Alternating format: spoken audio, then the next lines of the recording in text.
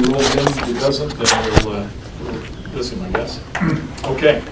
I'd like to welcome everybody out to this Roy City Council working session agenda focusing on a couple of important subjects. In attendance is Councilmember DeFoya, Councilmember Joe Paul, Councilmember Jan, and Councilmember Carleen. Councilmember Saxton is not with us at this moment, and we have the department heads and some guests. We appreciate you being here. Okay, with that, we'll go ahead and we'll get started. Jason, we'll just turn the time over as we talk budget, and let's just walk through the information you've got, and then help us to kind of understand what you got going here. Okay, so addressing the questions, Mayor's questions. Nobody else responded to the emails to send me questions, so we just have one set of questions to go over. I think we can get through them pretty quick. I think they're pretty, once we explain them, I think you'll understand them. And none of the budget numbers have changed. The overall budget hasn't changed. These are just some detailed questions on specific budget items. You guys all have a paper in front of you. This was just the original email that Mayor sent out along with this question. So how we did it is we just went to his questions. He states the what was in the budget, and then he puts his question or comment, and some of them are questions or some of them are just comments. So we'll kind of just go to that point, and we'll just kind of start off with number one. So Council Member Saxton, birthday. Oh, that's nice. Truly, remind me that I'm getting old.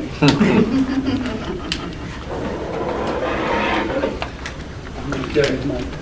So we're on page 2, right? Page 2, we'll just start at the very top. So Councilmember Saxton, we're just going to go over some of the questions or comments that the mayor sent, and we'll just start with number 1. You'll see the very first one.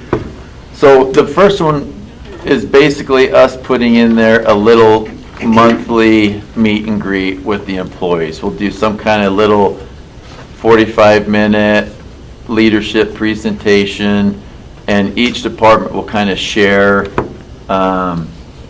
their leadership for the month.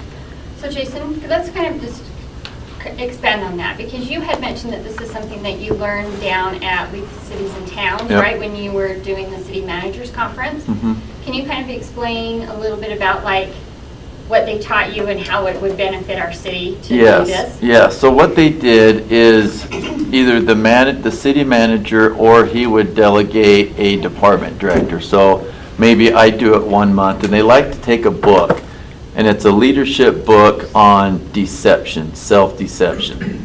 So I may take chapter 1, and I may say, okay, we're going to meet on a Friday. So we'll meet on Friday, and whatever employees can come to the meeting. We'll have some pizza, and I'll just go over the topic on chapter 1. And then I may say, hey, chapter 2 will be the police department and Chief Marino, or he can designate somebody to do chapter 2. And he may say, hey, Lieutenant or one of his sergeants, read chapter 2 and you'll present it next month.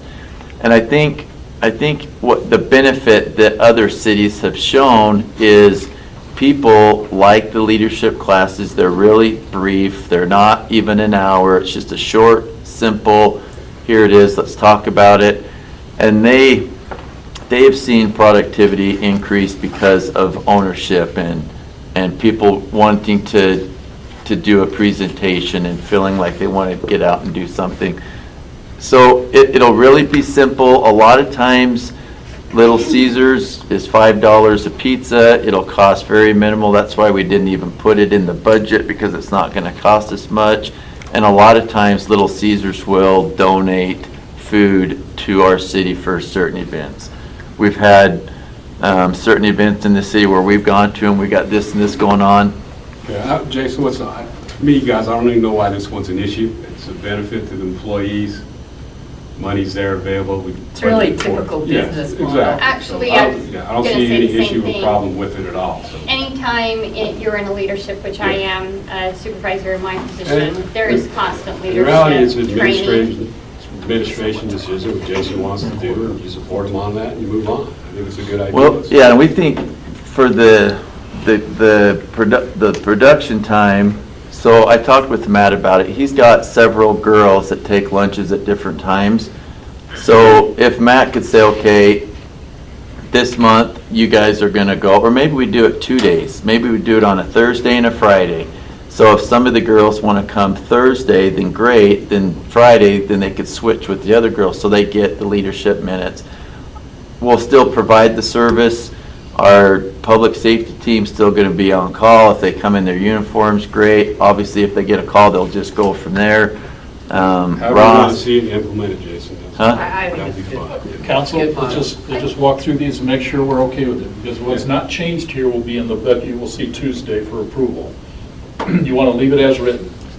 Yes or no? Yeah. Yes. Okay. Yes. Yeah. Okay. okay. Number 6, is the infrastructure. Yeah, so infrastructure, develop, fund, and execute a plan for ongoing replacement of aging infrastructure.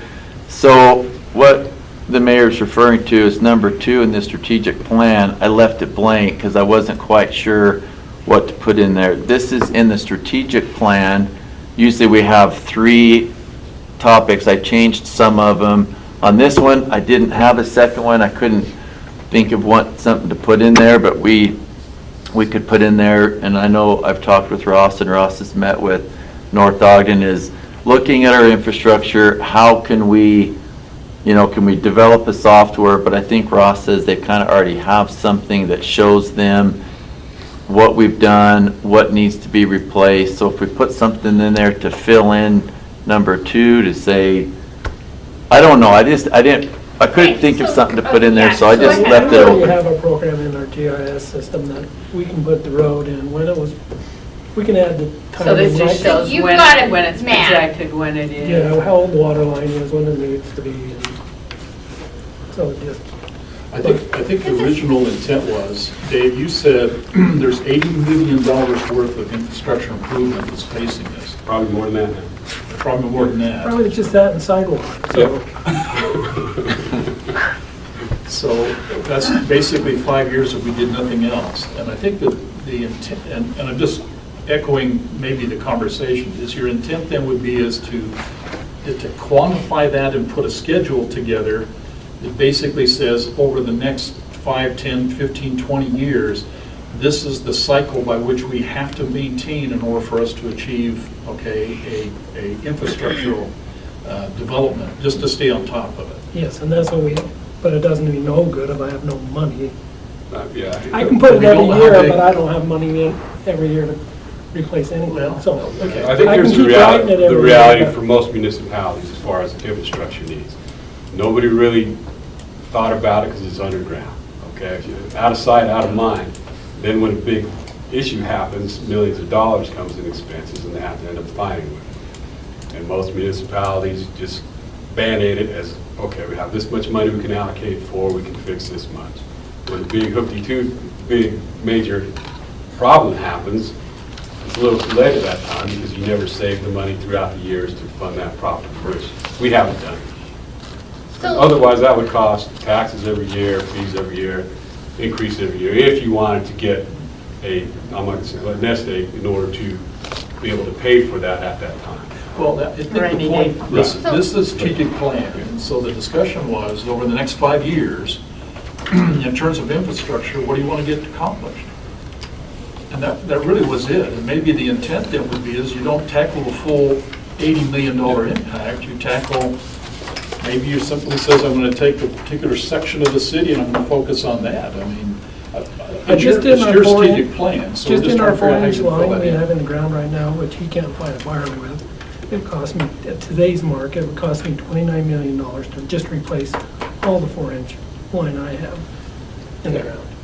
So I guess my comment, as the policy reads right now, Jason, the strategic plan is yours to put in there. So there's a blank.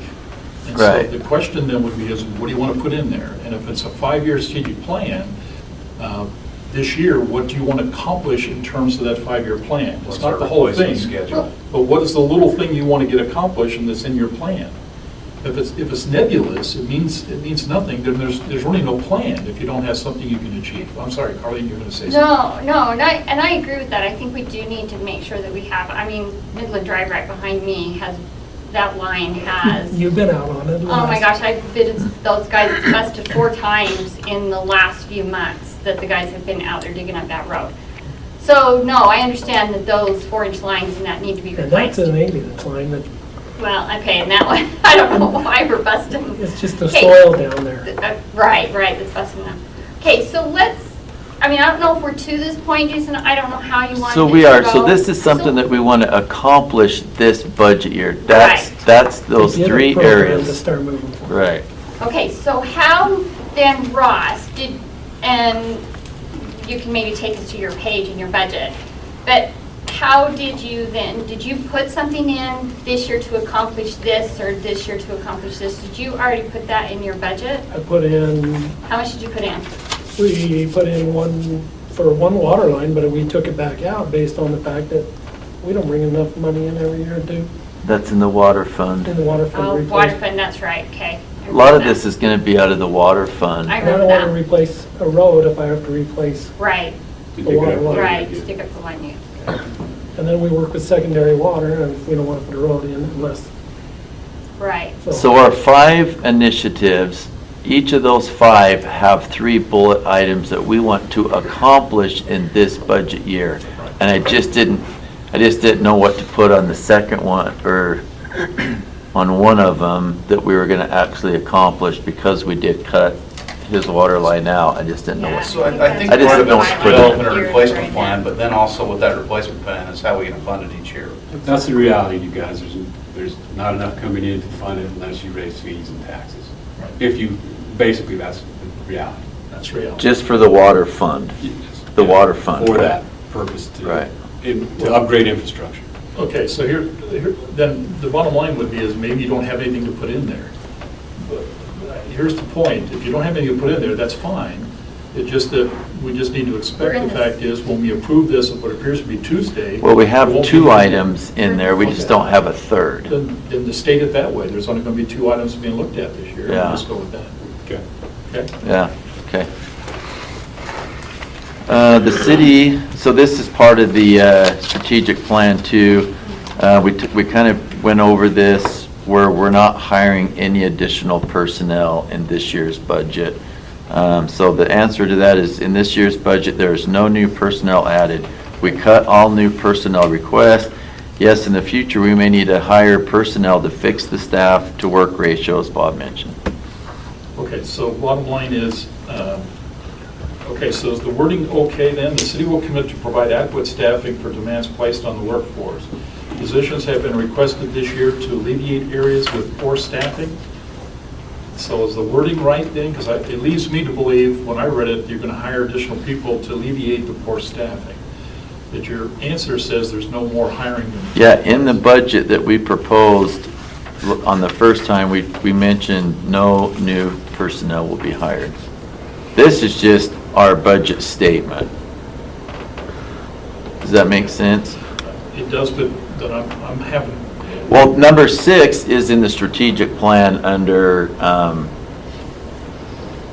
the employee section of it. I think On the one mayor of the just wants 5. to say better wording, like the city will commit to provide adequate staffing for the demands placed on our workforce when budgetary allowances provide for that, or something like that. Yeah, we Just can different change wording. that. Yeah, that's all. Yeah, we can change that. Mayor, you okay with that? Yeah, I think that just works. Kind of Just- wording changes? just so there's no confusion. Okay. Once the budget's approved, it's the law. And Jason has an obligation to execute this law. So I just want to make sure that the wording in here is appropriate so that we don't get surprises. Because if it says he can do it, he should do it. That's really what it says. Yeah. So change the word. I think Dave got a good idea. Let's use that. Okay, the next one, we're talking about the Parks and Rec facilities. And I think what maybe the mayor is referring to is back in, was it '08? 2005. 2005, that was the last time we raised the property taxes, and part of that property tax goes to the Parks and Rec. So in his, I think this is more of a concern, is we still putting money into Parks and Rec facilities like North Park and everybody else, but we're not putting it so much into the complex unless there's a safety issue. And I think that's where his concerns, and this year, we're only putting $8,100 into the complex because in our annual inspection from Irma, we had the hallway floor and then the stair tread landing needed some issues, so we were gonna fix that. Yeah, in a nutshell here, it says the same thing. I mean, where it is for insurance and safety reason, and that is the only money's being funded to it Okay. this year. Okay. And I agree. I mean, we've been talking about the complex for a while, and I think until we really figure out a plan of exactly what we're doing. I mean, Roy Jr., came up again, so until we come up with something, then I think for safety issues, I mean, we replaced the basketball floor, which striped it with pickleball, which has really helped and stuff. I think we So need it. anything safety, and on our yearly inspections, we'll look at those and then put the minimal, the bare minimal to just keep it safe. Okay. Where are we at? Well, Page I'll 13. take this offline, never mind. Okay, the next one was, that's a council decision, is fund balance 18%. Yeah. Does the city still plan to keep it 18? You want to do 15%? You want to do 16%? In our St. George meeting, there's municipalities that are down to 10% and 11%. Orem's at 15%, and Orem, I thought he had a good explanation. He's like, that's money that we need for capital improvements every year, My so. question, what's the real Which- question? I mean, once you've set a set amount, that's kind of what you stick yourself to. We've never really said that. We've always said we'd like to keep it around this amount. We And have there are times you just fluctuated. do, well, heck, most times we've been a lot above. There have been times we've been lower. So what is the question? Yeah, the question really was, is in the last city council meeting, on this discussion, it was made clear that we wanted to bring it down from 20 25 down to 18. down to 18. Right. And that was kind of the consensus from the council. So as long as the city recognized, the fact is that it needs to be around 18, because it'll go up and down. Right. It will, every you year. have fluctuated. Well, And- they did talk about that down there in St. George, and I wonder, does it make sense to go down to 15? Because the other thing they said about the rainy day fund is a lot of stuff that we consider rainy day fund would be covered under your insurance policy. If there was a disaster, or we Right. really had an And insurance so issue. can you take that 3% and put it into Yeah. Capital Infrastructure. improvement. infrastructure One-time replacement? funds. Well, it has to be one-time funds, you gotta remember that. Yeah, and remember, the council has authority any time during this budget cycle to simply Change says, that. the city says, hey, we got this opportunity, we can take advantage of it, go ahead and allow us to allocate. Council says, go with it, and that will drive that down if it's too high. The purpose would be is, where's the basement? And the basement may be, it could go to 15%, but as long as we understood from, although not stated in this budget, that the council's still saying is 18% is that target, then I think we're okay. As long as it's a target, not a hard. Right. I agree. And they mentioned that too, do not put a Never had a hard policy, number. don't put a policy in your policy that says our fund balance will be at 15% or it'll be at 18, because if you don't fall within that, for whatever reason, then your auditors will come and they'll ding you, so they The wording said, is a target rate of 18. yeah. Okay, then, A target. are you ready to make that statement then? Okay. The target is 18, and therefore, it may go up or down from there? Yeah, but you want to make 18% as the target, or what do you guys want to do as your target rate? Right now, where's it at? 18, 18. just a little shy of 18. 3% we have what? Huh? There's about 3 million, if it's at 18%, it's about 3 million in our reserves. And that's not gonna go anywhere in a disaster, but it sure will with capital improvements and It stuff would. like that. And that's where Orem states, we'd rather use that during the year, because like everybody in here, when we cut $1.3 million initially, we cut capital like crazy. $90,000. What's the state minimum again? 5. Oh, yeah. I mean, I was gonna say, let's say we won't go any lower than the state minimum. We're not gonna get down to 5. Yeah, I think I that's mean, scary. I I don't would think we've propose ever to set gone- the target at 15. But That gives you the proper wording is it's just a target, a target, goal, whatever you want, but we still need the flexibility to be able to go under that if. I agree, Target of but do approximately we want to 18%. do we want to do the 15 now and allocate that 3% to something for this budget period? Well, I mean, why, you know what I mean, why do we have to say, okay, we're not gonna go to 15 now, possibly, 3%? you know, mid-year we go What to budget 15? would you want to adjust and go down to that? So, I guess that's the But question. a lot of people that, Go ahead, a lot Bob. of people that Well, do it put it over into the capital projects, and that's why. Jason, right. if we don't use any reserves, we leave it at 18.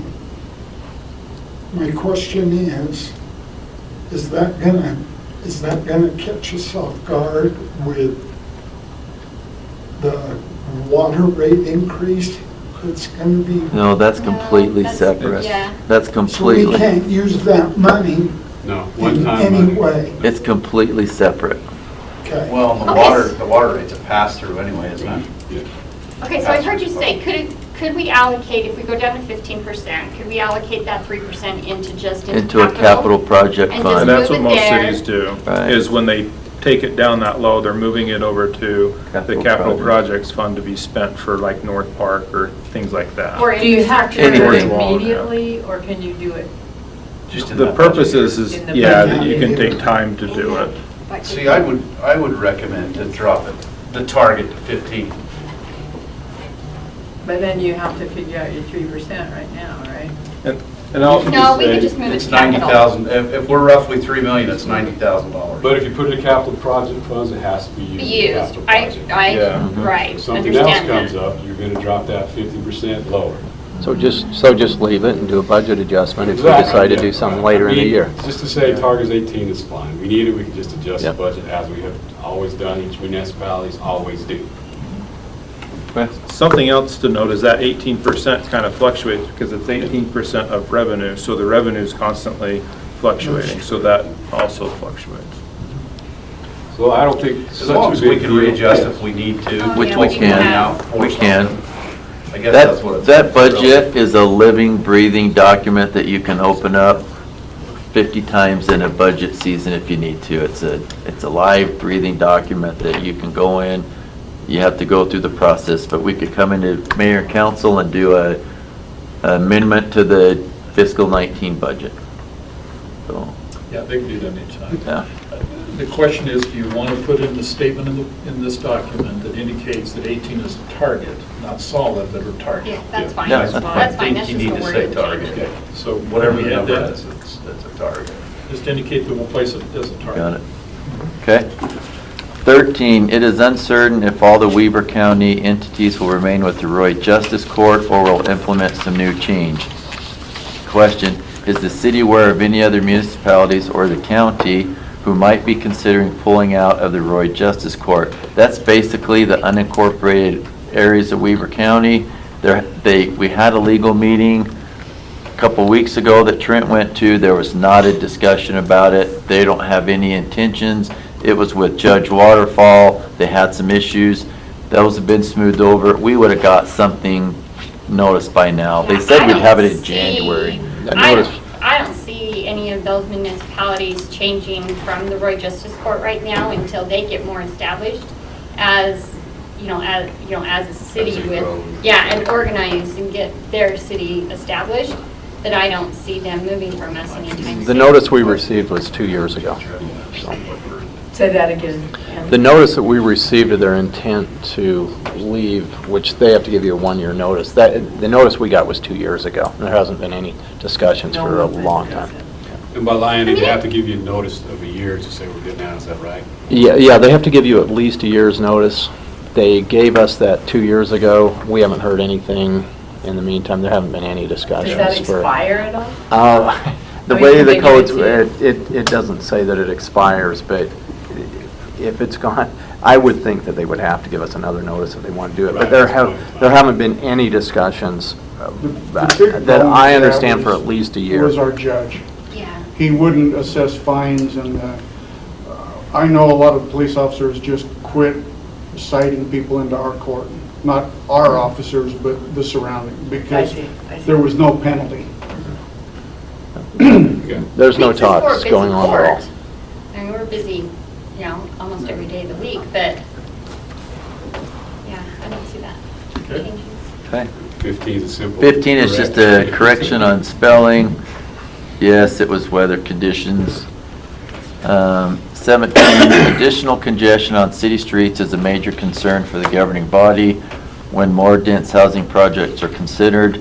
Is this statement appropriate considering that the council should assess each proposed development on its own merits? One could conclude from the public record statement that a potential developer need not consider bringing multifamily housing development to Roy for consideration.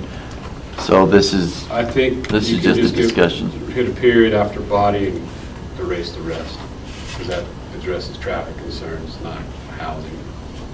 oh, okay, so Yeah, just, I think that's reasonable. Yeah, yeah. okay, so just period after body and take that out. Body period, then erase Okay. rid of the rest. Simple. Fire department, and Jeff can talk about this, has been successful in receiving funds from federal and state grants for fiscal 2019. Applications have been submitted but not yet approved. His questions, how much money is the fire department expected to receive? We did talk with Jeff. They did submit some federal grants and they were declined, so we don't have any obligation to those. They'll have some local state grants that they write, but they're not for very much, not like the federal. And then at that time, we can come to the council and say there's been awarded. That's kind of how they'd like to do it in the past. We've got one that should be coming through pretty soon for 2018, it's about $4,000. It's submitted, she says it's just a matter of finishing out paperwork. Cool. Okay, expenditures. Sorry, Jan. I was just asking if that was communities that care. Yeah, it's through the Communities of Care, and Kate Bedell from the Boys and Girls Club's kind of the runner of that budget at the moment, so. Okay. Expenditures, fiscal 2019 personnel costs, 75% of budget expenditures of the general fund. Included in the personnel costs are wages, payroll, taxes, insurance, retirement allowances. The 75% in the fiscal 19 cost is 10% higher from the previous year fiscal 18 budget of 65%. This is an increase of $350,000. Just made a comment. Yeah, oh, okay. Okay. The step scale allows for an annual longevity bonus after step 18 for public employees and 12 for public safety. Explain what a longevity bonus means and what is the expected percentage annual increase for public employees. So when we did the scale system for our employees, I'm just gonna pass this. Kathy did it, put it in there because there's a couple people that are topped out. She was one of them, and it was a percentage. It's, there's tiers, and it's anywhere from $400 to $600. And so For the year. further- So when a longevity So employee it's is just one maxed time. out, so they could get something and not feel bad, Yes. because everybody else gets something Yeah, and gave them a for bonus. an evaluation, for successfully completing evaluation. So it's So not, it is based on evaluation, it's not. Correct, yeah. Correct. Everything's, and it's just a one-time, they get 400 to 600. It's not added to their, no, it's just a one-time, hey, you're topped out, you got 30 years with the city, thanks, here's $400. So it's not a percentage, it's just a flat $400 to $600? Yeah, that's 400, then 500, then 600, depending on what tier. how long of they've base. been here? It's actually at Is it the yearly? Oh, on the It's tiers. wage, yeah, and the If they wages. pass, Okay, on because the it's tiers. on, So if you make more Their money, anniversary then you day? get a 600. It's progressive, I guess you'd say. on their anniversary day? Correct, yep. How many longevity employees do we have? This year, maybe 10. Yeah, counting. Out of how many employees? 150. Because this is only for full-time employees. Oh, okay. No, it So- makes sense. So you're I saying it'd mean- be $4,000 to $6,000 a year? Yeah, and it, as more people cap out, then it's gonna grow.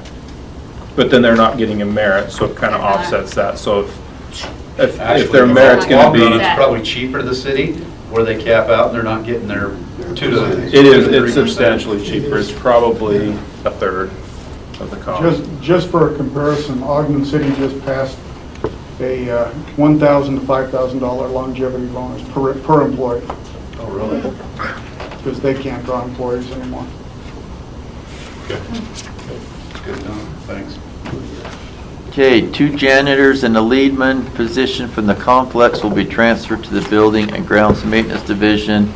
Will these individuals still work for the complex? Will this move result in hiring a new foreman? If so, what is the cost? So, we broke it down. I'm trying to figure out how to best say this. The system over there was a broke system.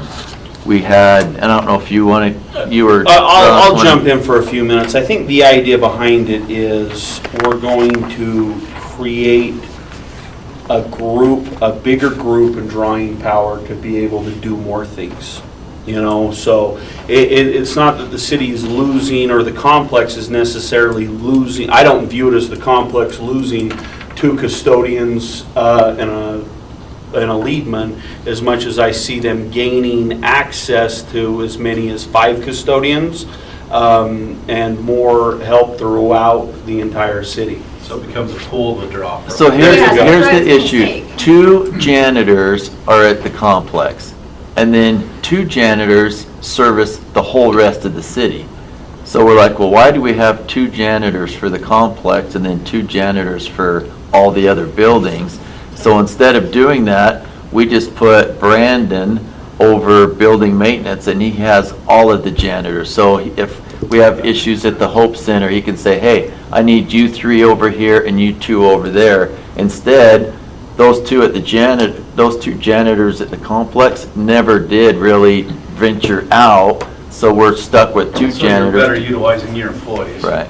Well, it helps like the with idea, being but- sick leave and vacations and stuff to be able to pull from a group, a larger group than and that- having segregated. That's where it comes into play. But let me is- ask you this question, because the logic makes sense. I like the logic. But let's break through the logic and ask the more harder questions. Currently, in the complex right now, you have 1 superintendent, 2 supervisors, 2 janitors, and 1 secretary. You pull out 1 supervisor, 1 foreman, and 2 janitors. That means your superintendent, 1 supervisor, and 1 secretary will be full-time in the complex. Superintendent, based on your position description, says is a supervisor that has overarching responsibilities.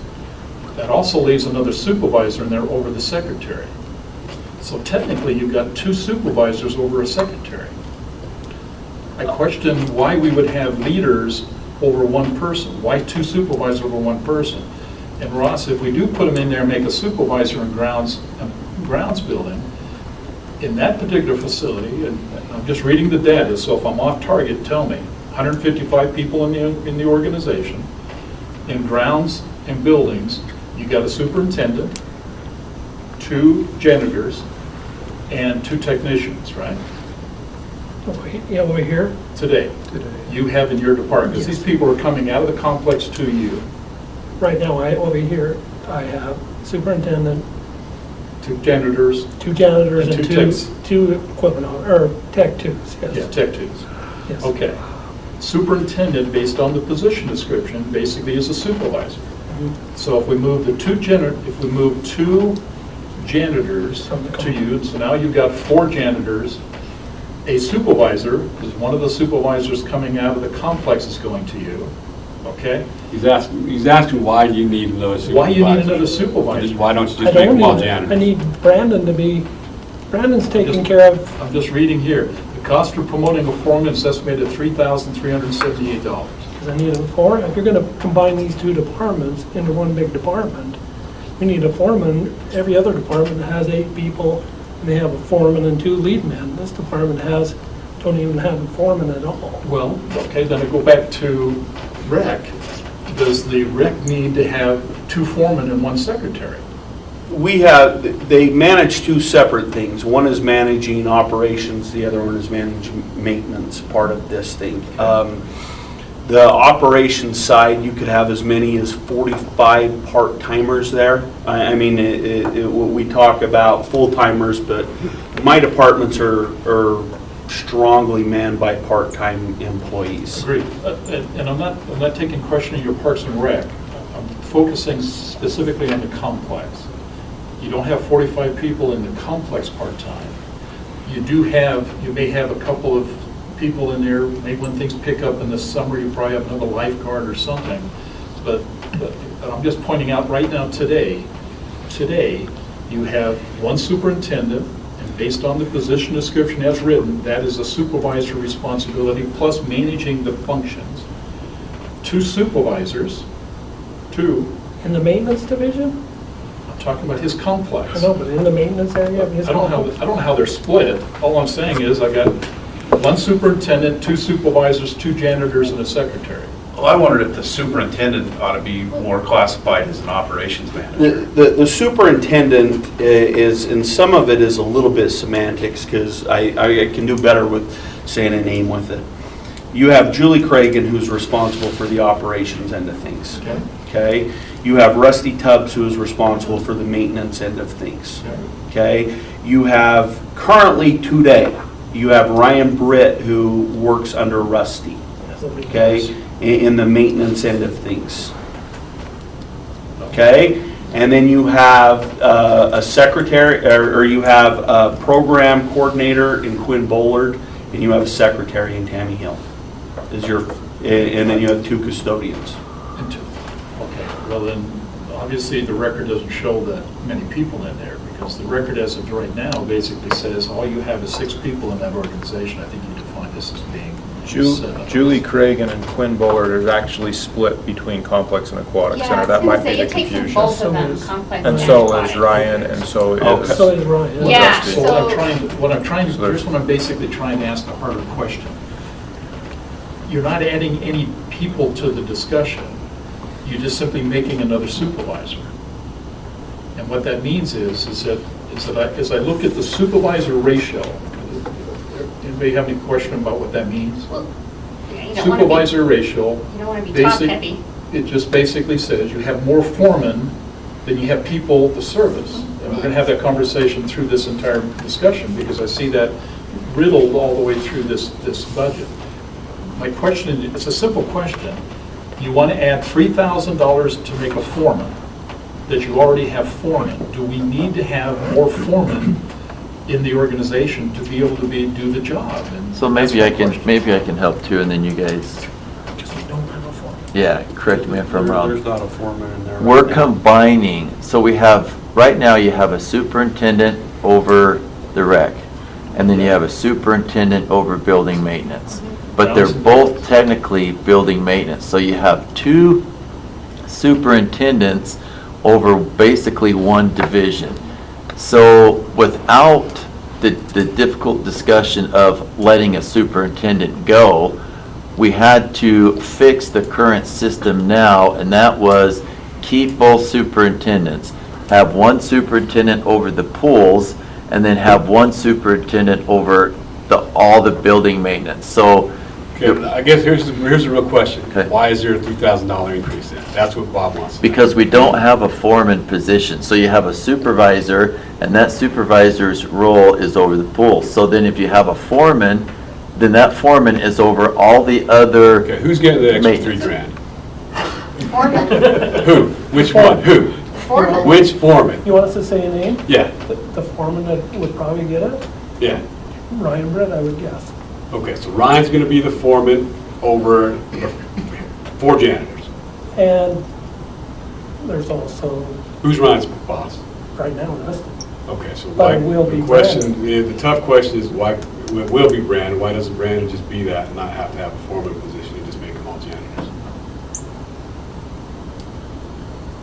Why don't, Why do you want to give him the extra $3,000? That's the question. Just to make life Well- happy for him or what? no, I to don't make know. it just.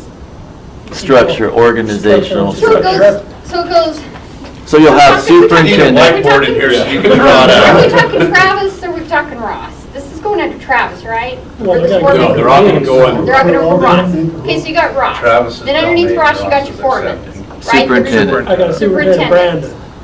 Then underneath your superintendents, you have the foremans. which would be, yes. which we don't have one in Okay, why- either Then department you've right got now. Why do you need your a foreman? employees. Just If you don't have one. Just over, well, he's gonna be added, So why wouldn't the superintendent be over the janitors? Why do you need the foreman? That's just the question. just the same reason we have him in every other department, oversee certain parts of that department. So it'd be like Ross is here, and I'm just gonna say Jeff's here in the fire department. And then Ross's superintendent is here, Jeff's deputy is here. And then the deputy chief is a captain, and then the foreman goes under the superintendent. That's basically what it would be. Okay, that's what I was wondering, Yeah. what that, who reports to Yeah. who, reports to who. And then the foreman or the leadman would then carry out what the superintendent wants to do. And that The person is still challenge is- gonna help Rusty do the pools in the summer months, go down there and assist him. I think the reason why the question is that it simply comes to this. Within the position description of your superintendents, to get them the pay they're getting, is in fact, they're also a foreman. They have to have supervisory responsibilities. And in each organization, and I can name the ones that have, you have a foreman over, superintendent over streets, superintendent over storm, superintendent over grounds and buildings, superintendent over water and sewer, superintendent over parks and recreation, and a superintendent over pools. Superintendents all over the place, right? Right. And within their position description, definitize clearly that they have supervisory responsibilities. Means somebody reports to them. Or it doesn't justify them to be a superintendent as written. So part of the duties would be is to manage the programs, but also part of the responsibility is then to be the supervisor over this. I think, and this will segue a little bit into when I talk about it from a parks perspective. Okay. There's several times, all these people are not together. I mean, it is entirely possible Brandon and a crew of Brandon, 2 janitors, and one of the technicians is here at this facility. And somebody could be down at the shop, the pool, somewhere else, making decisions that have to be made. Yeah. Happens all the time. And the point I think we're trying to get at is we want to make sure we have people, the right people making those decisions. Well, I think, I don't disagree with the logic. I'm just simply saying is that the decision, what makes a foreman different than a technician is the foreman fundamentally approves a leave, right? Takes disciplinary action. Otherwise, why is it not a lead man? Lead man can direct. Policy, even your position description says the lead person can direct, tell people what they need to do and go do it. The difference then makes a difference supervisor than a technician is the fact that supervisors have the authority to take disciplinary action and grant leave.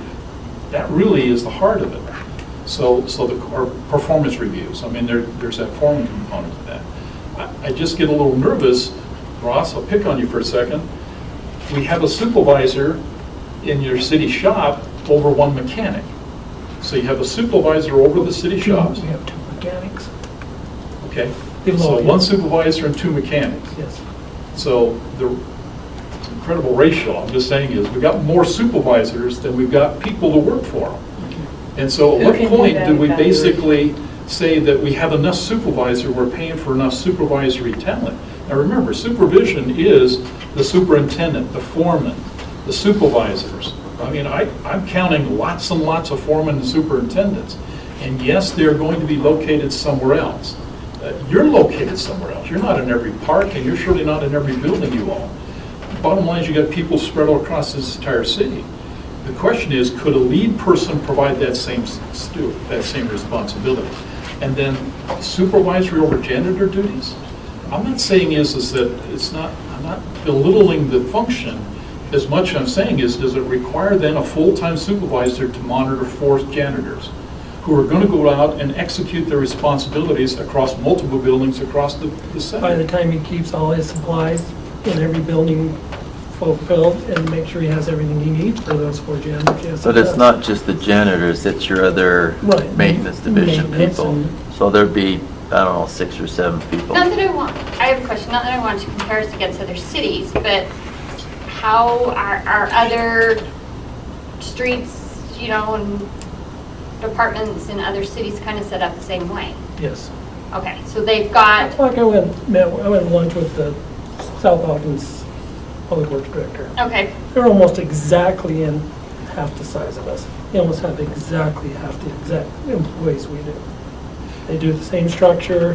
same structure and everything, where you've listed your foreman, your superintendents, your foremans, and. Okay. Originally- It's an opportunity for employees to get increased pay in different positions throughout their career. Well, that's At the end of the true, day, too. but every other one of our departments, way before all your guys' time, we've had supervisors, foremen, 2 lead men. We make a department the same size as the rest of them departments, and it's always been said to us in the past, how is that not fair? Why is this department being singled out? Well, The way do I get to the discussion we're going to have when we get to the IT? You're asking basically to go up there and hire a foreman to be a person over one IT person. And only because that one IT person's about to retire. What's the difference between a foreman and a lead? I don't think there's a Supervisory, lead. approval of The leave, lead? disciplinary actions, and performance reviews. Those are the only things that make a foreman. Based on the labor agreements, that's the only thing that makes a distinction between a technician and a foreman. One being exempt, the other one being non-exempt. It's because they have the authority to write an appraisal or perform appraisal, take disciplinary action, approve leave. That is the fundamental difference. All I'm saying to you, here's what I'm asking you to think about. There's so many things that we basically, if we left, and everything as is right now, we just basically pay the employees $350,000 into this budget year than from last budget year. We did that in large part because we had to get where we need to be to stop losing so much of our talent. So we took an initiative. This is adding to that. And what we're going to have is we're going to have more people who are going to be supervisors than doing the work.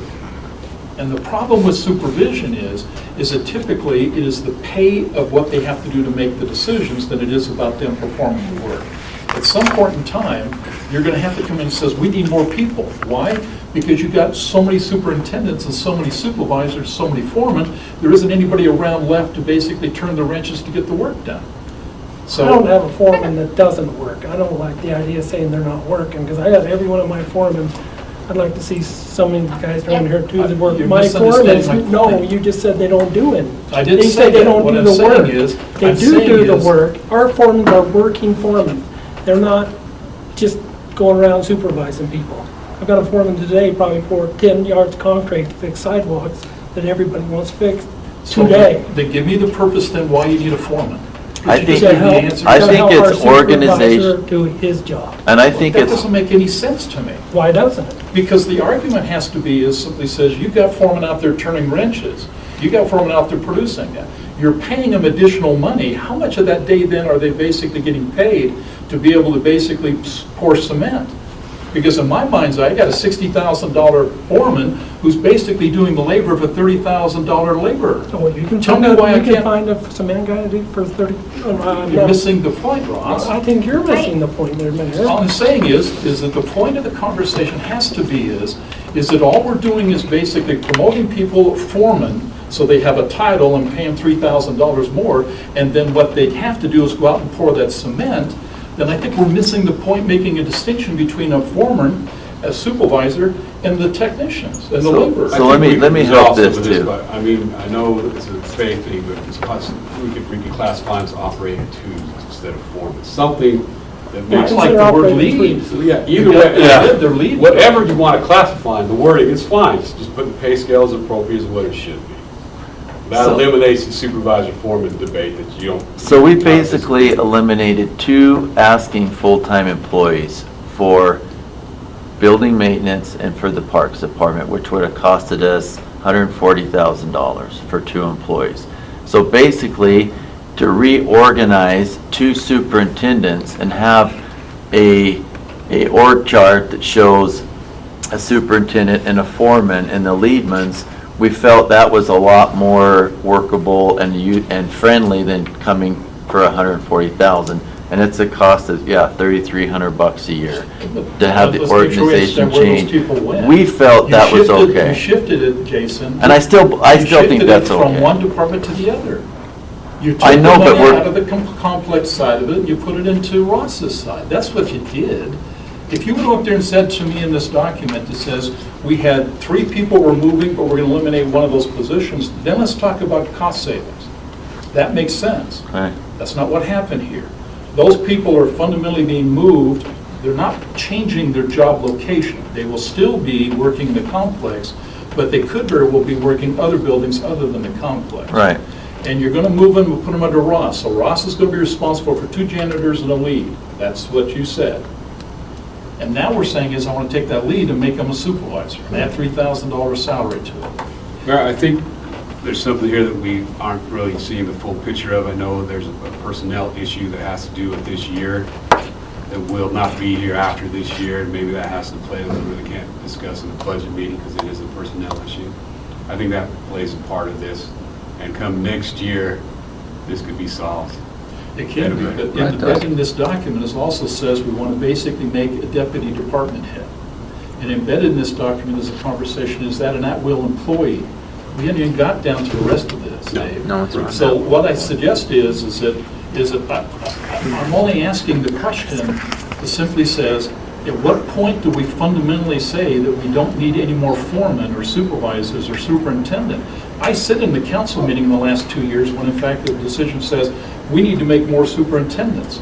And the council approved establishing more superintendents. Made sense. Made sense. You can count them. The other part of the conversation is we're now establishing more foremen, but we're not hiring. But we any more don't have a people. foreman. We don't Yeah, have that's a what- foreman. yeah.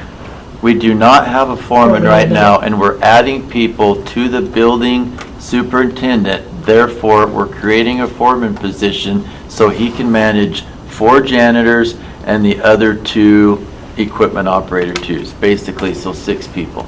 Let me offer this thought. Okay. The discussion on today would be is establish another foreman position. Council? How do you No, want to it's read not another foreman. We don't have a foreman There is position. not a foreman. Establish The a cost foreman. of, a cost of promoting a foreman. Right, 1 foreman. We don't have a foreman right now. It's just the superintendent. So you're creating a foreman You're position. creating a foreman position from a technician job. Right. Okay, so you're going to hire a foreman, not hiring a Right. technician, you're hiring a foreman. Just for the organizational So the question structure. the council needs to ask is, do you want them to basically hire a foreman and cancel the technician and expand their duties to be a foreman? That's the question. At a cost of $3,378. If we don't have one in that department. Does that make your like- life better and work operation better, Ross? Yes. If we don't have one there, Well, and not to have, not come to us and say that they needed 2 additional persons to complete the jobs that they need. They're just restructuring and creating a new. We could have came with the $140,000 Yeah. request Came and with the $3,000 request. just to fix a current situation that was a problem, it's been a problem for a while, and we're gonna get to that in the next one because you have 2 superintendents over building maintenance. Why do we have that? And I can tell you why we have it, and that's because the last finance person made that happen. So we're trying to go away from it and clean it up without terminating a superintendent. Okay, the mayor's asking, we okay with that? Yes or no? It's not my vote. yeah, I Yes. would be. Okay. All right. Leave it as it is. Okay, so then that takes me right down to the pay adjustment from one superintendent to the next. You have one superintendent that's in a completely different pay scale than the other superintendent over building maintenance. They're both building maintenance superintendents. Rusty, who is the building maintenance supervisor over the complex and the aquatic center, is paid more than the other building maintenance person that's over the whole rest of the buildings in the city. And you tell me how that makes sense. 2 building maintenance superintendents. One is over 2 buildings and the other's over 7. Their pay scale's more, or is it Yes. because one's been here a while? No, the No, pay it's- scale is To completely me, a different. superintendent should be a superintendent. Agreed, and that's all we're trying to do is fix So that. basically what we're can't doing is cleaning up. We're trying to fix the it. Superintendent and foreman's. I have a I question. can get him and ask him. I know what that it's not a said. popular question, so why raise that one instead of lower that one? Exactly. Well, I don't know that we legally can. I don't know that we can We take, can't take his pay down. we can't take his pay. That's a question. Yeah. Let's look at the other side. You've also got these other superintendents. Are they all the same? No. So what's the pay difference between the difference of all the other superintendents? You have the water superintendent, the street superintendent, and then the complex aquatic center superintendent on one pay scale. Okay. And then you got the mechanics, you have parks, and then you have building maintenance on a lower pay scale, and it's about $2 more. And that's when I came So to to, me, a superintendent's a superintendent, they all ought to be on the same pay scale. Depending on job Unless you're gonna function and classify job it different. description. Right, but in But reality they're gonna now- have different job descriptions for each superintendent, so that's gonna But in fluctuate. reality now, if you do that, you have to raise all those, because as Andy said, you can't take away pay. So do you make one a superintendent one and one a superintendent two? I mean, you split the it's classification. like when I came to you and said, how's that fair? That's an $8,500 bonus. But I don't know, And it's not just this year. I don't know if you would This is say the it's an gift that keeps on giving, $8,500 right? bonus, Mayor. What, if he's been shortchanged because of who he was for several years, is that his fault? Or is that Well, the let's go to other side of that, organizational's Jason. fault? Let's assume for a second is that the guy that's in Parks and Recs and the complex and the aquatic center, which, by the way, the aquatic center is in fact, how often is that open?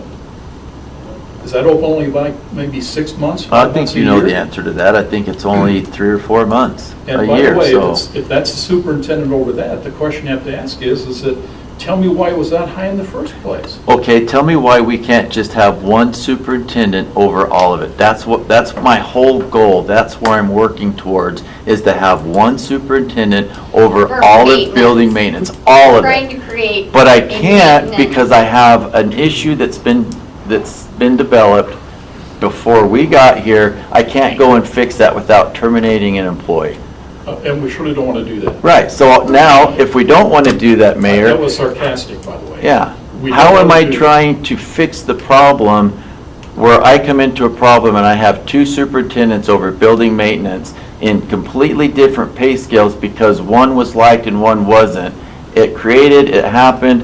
How do I fix that? Okay, so let me just make sure I got this. This goes with our foreman, with this whole department that we're This creating, whole right? department is. Okay, so we've got this foreman now that we've created out of these couple of superintendents and stuff that we've got him. But out of these superintendents that are now within this department that we're creating, we have 2 of them that are off Right. in pay scale. Right.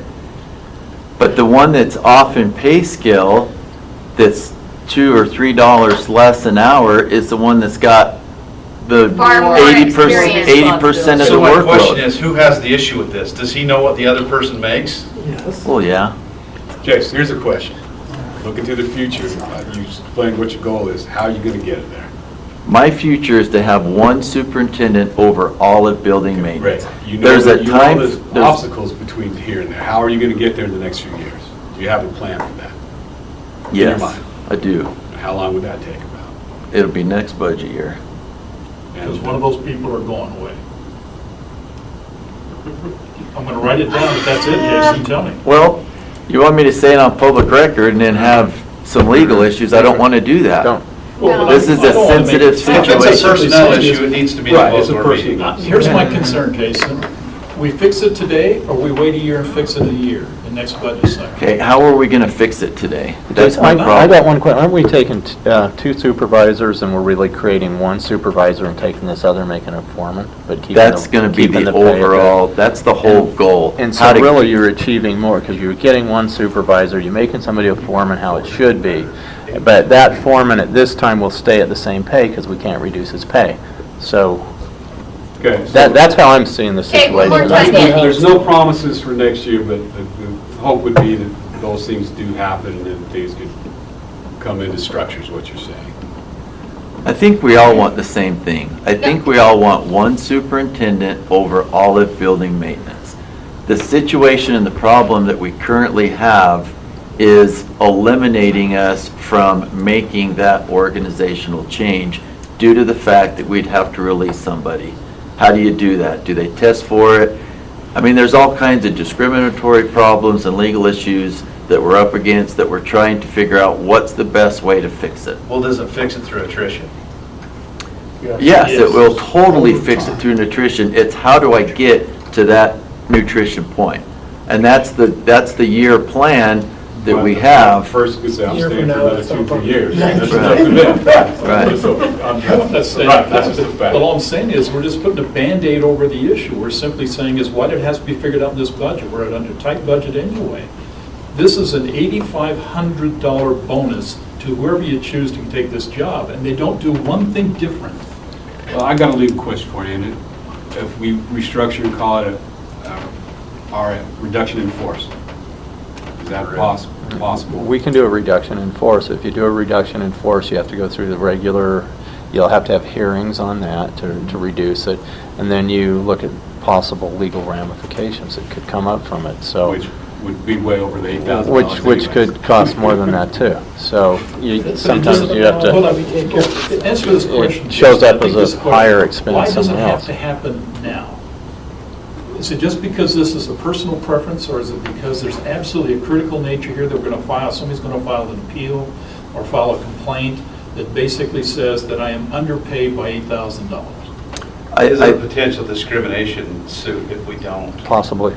Oh, okay, right. Let them take their shot. The argument's going to be the other way. The argument's going to say, and I'd fight this side and this side that simply says, wait a minute. The fact of the matter is, the person you got paying more money is operating 2 buildings that are fundamentally, one of them is only used half the time. Okay. The argument is, if he's got a person that's a superintendent that is underpaid, then in my mind's eye is, that's the person that ought to be complaining, and that's the person that ought to be simply says, why am I getting hosed? We are having And that is that. what, Agreed. Yeah. But then what I'm saying is, so you know how management typically would approach this? They would classify the job of the person sitting on that's overpaid, and that's the one you deal with. Okay, That's the so- one you deal with. And that's what we're trying to do. No, We're you're trying to satisfy the individual who's underpaid. The reality is, the person who's got the most pay is overpaid. Why is not the conversation addressing him being overpaid? Okay, we can't lower his pay, That's not true. I don't okay, feel and like, he, If you That's not reclassify true. the position, Yeah, you can reclassify the position and you'd have a different pay scale, but you'd still have to keep that person at At the that wage pay, that they're already no at. merit increases or half And then the cost through of living attrition, allowance probably through goes away. attrition. And fundamentally, what it does is they only get half the cost of living allowances per year until they finally get to the level by which they're supposed to be paid. I've dealt with these things for years. Okay, That's the I get that, problem. I get that. But if we're going to look at a change in July of next year to where we don't have 2 superintendents over building maintenance, why don't we just address it then and Because not? it's an $8,500 increase to a person whose job does not change and duties do not change. Right, but And it's going to also- be an $80,000 decrease next year because we're going to eliminate a Then hold our superintendent. breath and don't do anything on this for another year, and let's deal with it when basically it's balanced out. Well, that's up, I guess that's up to you guys. I just can't justify an $8,500 bonus, and the person's duties will not change. And So come a is year it- from now, we can But basically. when he becomes a $8,500 better spent. superintendent next year, will he? He's the Maybe superintendent already right is. now. He already is. Yeah. But he's I take it he's paid- close to retirement, is that what we're? No. No, but The will other his one. pay The go other up one is to not that this. $8,500 Yes. increase next It's year? close to This year. This year, because we have the 2 superintendents, like he's saying, one's probably, and I don't want to say overpaid or underpaid, one is getting paid X, which is a lot higher than this superintendent's getting paid because of it's past been past structured. people. So I The way go it's back been to the structured in the question, can one be a superintendent 1 and one be a superintendent 2 this year? Classification. But I this think that's year? that's the And then reclass. the next year, he becomes a superintendent 1, which would raise his pay. It sounds like you wait to raise the pay of the one until the other one's gone. Yeah. I mean, I don't know, Andy, what, I guess we could, I asked this for a year ago, I'll be the first to admit, even not him trying to do this whole putting them together, I asked for, went to the past and asked for Brandon, I'll just use him by name, said it wasn't fair that he's taking care of this much stuff, including pump houses, sewage lift stations, everything, but he makes less than the person over there, but it didn't everybody, they gotta cut it right off the bat. So I brought it again So to the lesser him. one does more work. than the one that makes more money. Right. Okay, that's- Well, he's that's- more responsible more for a lot more responsible. stuff. Yeah, I wouldn't say lesser work. No, I would that's- say he's but more more work. responsible. More Sounds like you more- almost need to do a job that- reclassification. That is Reclassify, we just responsible for can't more cut the locations. wage. I think the fundamental issue, and I'll just say it because it ties in with some conversations I think we're going to be having later with me, sometimes people outperform what their current job description is. You know, and it'll be a big argument I make here in a few minutes. And the question that I think needs to be asked is this individual outperformed his job description? You know, do they do more duties than what is on their typical job description? And I think in this case, the answer is yes. That's not my call to make as far as that, but I can assure you that happens quite often in this city. I mean, one of the things that when we met with that group and we went through job descriptions, and I read every one of my people's, and there were several of them that the duties handed to them far exceed the job description. Okay. So what'd you do? In this particular case, we're working on changing job descriptions and doing things like that, but that's all part of that part of the process. No, I don't disagree with the process. I'm only suggesting to you is that the supervisor, in your case the director, believes that the scope of the responsibility has expanded, and you're expecting more duties and responsibilities for that individual than was originally classified. Reclassify the job. And then by reclassifying the job, you bring a new classification to the council and says, we believe the responsibility of this job is expanded, and therefore we need a cost adjustment for that job. That happens all the time. If you walk up there and simply says, I'm taking 3 people and consolidating to 2, and by consolidating the 2, your argument simply says, I can save the city money, but I have to basically compensate for the individual for the remaining 2, that's perfect. That's doing the right thing. What frustrates me in this discussion is only the fact is that there's no change in duty and responsibilities that's going to take place here, except we're going to give this person a compensation. And the only reason why we're giving a compensation is not because you come in here with a reclassification action on the job. We're just simply trying to get him balanced or her balanced to make sure it's equal to somebody else's who's already overpaid by your own definition. And so which one is right? Mayor, I make a suggestion that we give these guys the time to figure out for the next week to come up Yeah, 'cause- with something on this topic.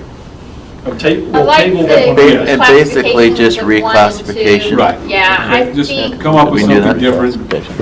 Let's talk That's a about it, better see what we can solution, come up because with. there also is personnel issues in that department that fix this, so. Let's do that. But We're not gonna please- come up But with please something don't like misunderstand what that. I'm saying here. The tough thing about management has sometimes to be is that sometimes you just simply say that we're going to have to declassify a job because the scope of the responsibility has changed dramatically. And that happens. And I've seen over and over again where manager simply says, I got to change the grade level from this down to this. And those people who are affected, and it happens. There is things like safe pay legally, which means they retain that. They just don't get cost of living allowance, don't get merit promotions at the same pace as other people until it's raised to the level by which they get paid for the job they're doing. But that's normal in government, correct? well, I think that's exactly what's been happening in the parks, meeting with, Travis with his liaison, and, and also with Ross. Those 2 have been managing their department and set up the way it's been for a long, long time ago. And as the city has grown, as advances, things have come into the city, as we've increased a lot of things, then those departments need to also increase the way that they're structured and the way they're set up. And I think this is just part of it with creating this building maintenance and with coming up with, what's happening with Travis. So it goes along with exactly what the mayor was saying. We're just restructuring and reclassification their job duties and stuff that have increased because our city has increased and our things that we offer our citizens have increased, and so therefore those have to increase and be reclassification. So it's exactly the same thing as what the mayor's saying. So we do it. What they're And Ross, asking. and if you've got a person right now that you believe his job scope has changed dramatically and caused this individual to be in the case it is, you shouldn't be having a debate between you and Travis. He has his own issues. you should come into the council with a reclassified position description and simply says the scope and duties of this job has expanded dramatically. And this superintendent fundamentally has changed enough that it requires a reclassification of that job. And I think that's an appropriate approach. But my gut feeling is going to be here, all we're doing is compensating to make us feel good in the shower. Let's work on something this week and The come back reality with is it's different. something that works. Okay? Thanks. Okay, go ahead, Jason. Foreman position. Let's talk about that one. I think I'm on. Parks. Oh, The first one, I'll go to page 5 first. okay, wait, I'm confused. We just met with, We did maintenance, No. foreman's, all we that kind of did, combined. we were at, He's going to look at all the... given a we brief jumped history, ahead. yeah, so 20, 23's done except to Travis's. Can I ask you the question in reference to your, let me ask you then on question, other position adjustments include the budget and address changes in response to the workload of Parks position. So are we going to, you're going to come back with a look at the deputy director position in Parks and Recreation? no, we're gonna look We're at gonna that talk right about now. that Okay, so let's take that one on. Let's ask that question. Okay. It's an exciting time in my world. We're building what we hope is a destination park. There's going to be a discussion later tonight on a destination ice rink. We've added programming. 2015, my department was handed responsibilities of Roy Days. And that is its own budget item that's $100,000 plus. And there's been other, with programming and things like that, we've grown. I think there's some conversations that are going to take place with this mayor and city council regarding the future of the complex. There's been some real interesting dialogue regarding fundraising and sponsorship opportunities that I think are great. The mayor sent me an email this weekend about Provo City. And one of the things about Provo City that they've done an incredible job on, a better job than most, is this fundraising and sponsorship opportunities. In my world, things are growing to a point where bottom line, I need some help. And going through and tying that in with going through our job descriptions and things like that, it's clear that I have an employee that's far exceeded that kind of thing, far exceeded job. We can't even find another city to compare with, because of some of the duties and responsibilities that we've put upon them. And their value to this organization and the value of what they're going to be able to bring to our department is exponential. I think in fundraising, I think in organization, I think in things like that, you're going to see them have the ability to pay for themselves with some of the sponsorships and things like that.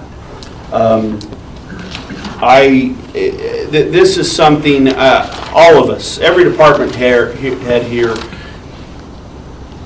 it is not lost upon us our responsibilities, what we have to do, and where we get our funding.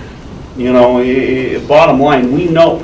I live here. I know where that money comes from, and I don't ask for things on a whim if I don't see the value that not only my organization but the residents are going to get out of this. So it is imperative to me, and then I'll talk for the rest of the night on that position and the value that people can bring to it. So here's what I think I understand you saying. The purpose then would be is you're going to expand the position description of this individual, or is this individual bring more to the job than what's expected? Both. I mean, and here's what I would say. Their job description that they currently have, Nowhere encompasses everything that the job is. not even close, and all the additional You would responsibilities. agree with me that it is the department head responsibility if in fact the scope of the position gets changed, to modify the position description. What she's doing with this. No, what he's basically doing with this is going to pay him $17,000 more a year. And I've not seen a position description that basically says what you're definitizing. Well, that's There's- part of the budget process. That's what we're coming to you No, for. no, let's make Okay. sure we. Well, I want to interject right here on this topic. And I'll Before we go say another this, hour. just to answer to the mayor, we have a job description. And clearly you guys don't have it, and I'll make sure you get a copy of it, that So do all we- 6 of you get a copy of it. Okay, so let's just make sure we understand, Travis. You guys get too emotional with this stuff, because it's just business, okay? Here's what you're saying. You're saying is, I want to basically establish a deputy director. That's what this Yes, says. sir. Yes, sir. Those two are the only ones that have deputy directors. You want to be like them. I used to have one. He still has one, but it's not I good. don't know if I want to say I want to be like them, but I will say this, I see huge value in their organizational structure. Okay, that's see. the one thing I wanted to get at is, okay, Travis, what's your organizational structure? Because I mean, it sounds like, okay, we're comparing, The sorry. only question I this- have, I mean, I'm great with this position. This is no problem with it, with pay, it's justified for the job it comes into. The only problem I'm asking is the at-will. Are your deputies at-will? Absolutely. Yes, everybody's at-will.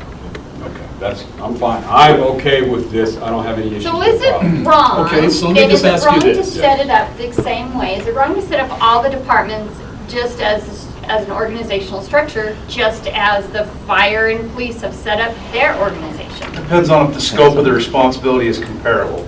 I could tell you right now, It is. Supervisor to employee This- ratios and this person currently does a heck of a lot more than anybody should. Probably does enough as most department directors should, and even maybe more than them.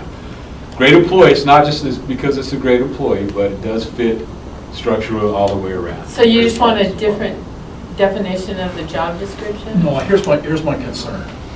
Here's the reality of this discussion. This discussion has probably little to do about definitizing then in a position description about the expanded duties and expectations on the department director. This is about a candidate who's walked onto the job, who's doing incredible things that they want to compensate. So rather than going up there and simply says, making an opportunity for, not promotion, but an opportunity for recognition, saying is, here's the person that's excelling beyond anyone's capabilities that would expect, and giving them a one-time bonus or one-time benefit. What we want to do is we want to provide continual compensation for this person that ties into all the other things that the revenue, or excuse me, the salary pays for, which is contributions for what? Don't we have to pay a percent of that that goes into retirement, a percent that has to be paid out? And so it's kind of like the gift that keeps on giving. And here's the harder part with the conversation, Travis, with that is, let's assume for a second two things. One is you've got to compete it. If you give a $17,000 bonus to a single individual, anybody else in the organization that's equally could qualify that job is going to have a problem with that. And if they don't, they should. Second's going to be is what happens if the individual gets a job somewhere else? If the job goes to she or he goes to somewhere else, does that take away the fact is that the $17,000 bonus then is basically mute because we're not going to get the capability that we expect out of the person who's in that position, other than the person's on the job right now? does it make more sense to create the position and have everybody apply for it? You have to. Well, no, and there's no doubt that will happen. I mean, by law, we have to advertise it and. In your department. And let every individual apply. for the Only in that position. department, not citywide. Sure, and frankly speaking, it's fine even if we open it up citywide, I'm fine with You that. can open up to anybody, that's what would happen. It's the issue But that you're says And- that and- compensate a $17,000 increase in duties and responsibilities that says that we're going to be paying that much money. I'm telling you right now, Jason, we got $25,000 in increases. Mayor, I got no problem with this. It's fine, it's good to go with that. You guys, Okay. you got a problem with that? Let's get down to the bottom line, Right. okay? Council, you make the vote. The question on the table would be is, are you ready to give a $17,000 increase in promotion salary to an individual who's currently providing the job And then let's There's where I think you gotta be careful. I think you're creating a position, and you don't know who's going to fill that position. They're not creating a position. What they're saying right now is And you this. forget that they're at will, Mayor. Anytime they don't meet those duties or standards, they are gone. Well, Is the position That's a currently fact. there? No. Just No, the same. and- as everyone else. here's the thing I think it's important, Ada. We've kind of got a little bit sidetracked in making it about the individual. I see value in the position. That's what You I know, mean. That's it- what I'm that's saying. what I'm We're saying. creating a position, not a person. here's what happens, Jan. The problem is they'll create a position. They just told us a few minutes ago they're not adding any more personnel, so the job will come in from within. If the person that they basically want to get on the position doesn't take the job, just says, I don't want the job. Then they're not, then somebody will come in Somebody and will want come to into do the that. organizational platform. And more importantly, what do we do about the position they vacate? We don't fill that behind that position. Well, that's, I think, okay, so what is your, okay, we did this with the structure of Ross, we just did the Yeah, whole thing. yeah. Okay, Travis, can you give me, you got you. Yes, Okay, there's who's me, underneath you? and right below me, I have 4 superintendent/directors. Same position, I mean, some of them have different titles than the other. Okay, I have Rusty Tubbs in charge of pool maintenance. I have Julie Cragen in charge of aquatics maintenance. I have Steve Fulton in charge of parks and is the cemetery sexton. And I have Jody Call, who is in charge of recreation and special activities. Okay, those are the 4 underneath them. Right. Or underneath me. Now, if we're going to stay with Steve, below him is a foreman, Casey Wergen, a leadman in Brady Gilbert. We also have 3 full-time employees there and as many as 15 part-time employees throughout the spring, summer, and fall. Where does this position fit? This position would then, under the new structure, would go me, deputy director, superintendents. Okay, so you're basically asking for somebody that's directly underneath you to be able to, so That that could you be Yes. over. You're eliminating a superintendent, created a deputy director. Correct. position. Correct. Okay. Let me just do all the facts, let's take a vote, make sure we're on the same path. First thing is, there's 13 people in this organization, 14 people, we'll move the 3 out.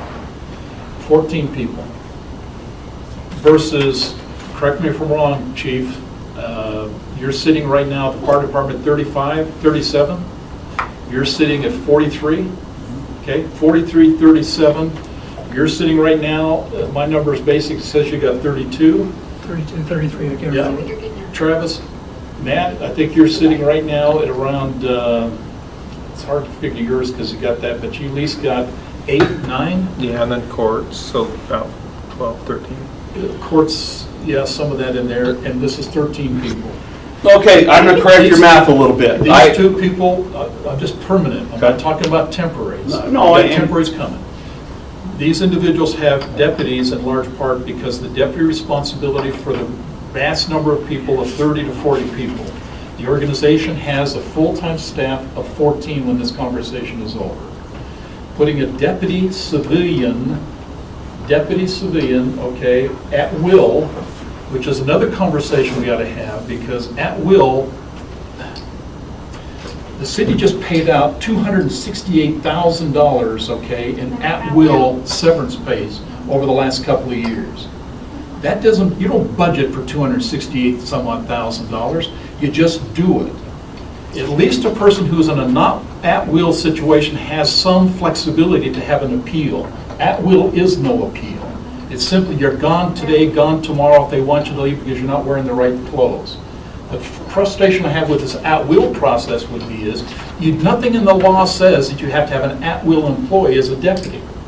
It just simply says if you declare it that, you can make it an at-will. I personally, to be honest with you, gentlemen, wish your at-will employee deputies weren't at-will.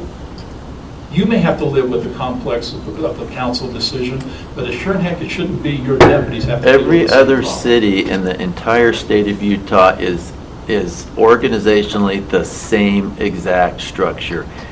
you have your department directors are at will for a specific reason. You have your city managers at will for a specific reason, and their deputies are at will for a specific reason, and I can attest to it right now. Okay, we're back. I'm Different so- topic you want to talk about. Back to the numbers, The Bob. question has to be then is, we can debate that, and I can take you to the League City, the Utah League of City and Towns, and basically show you where you can make that adjustment so they don't have to be at will. But I don't think we should make that adjustment.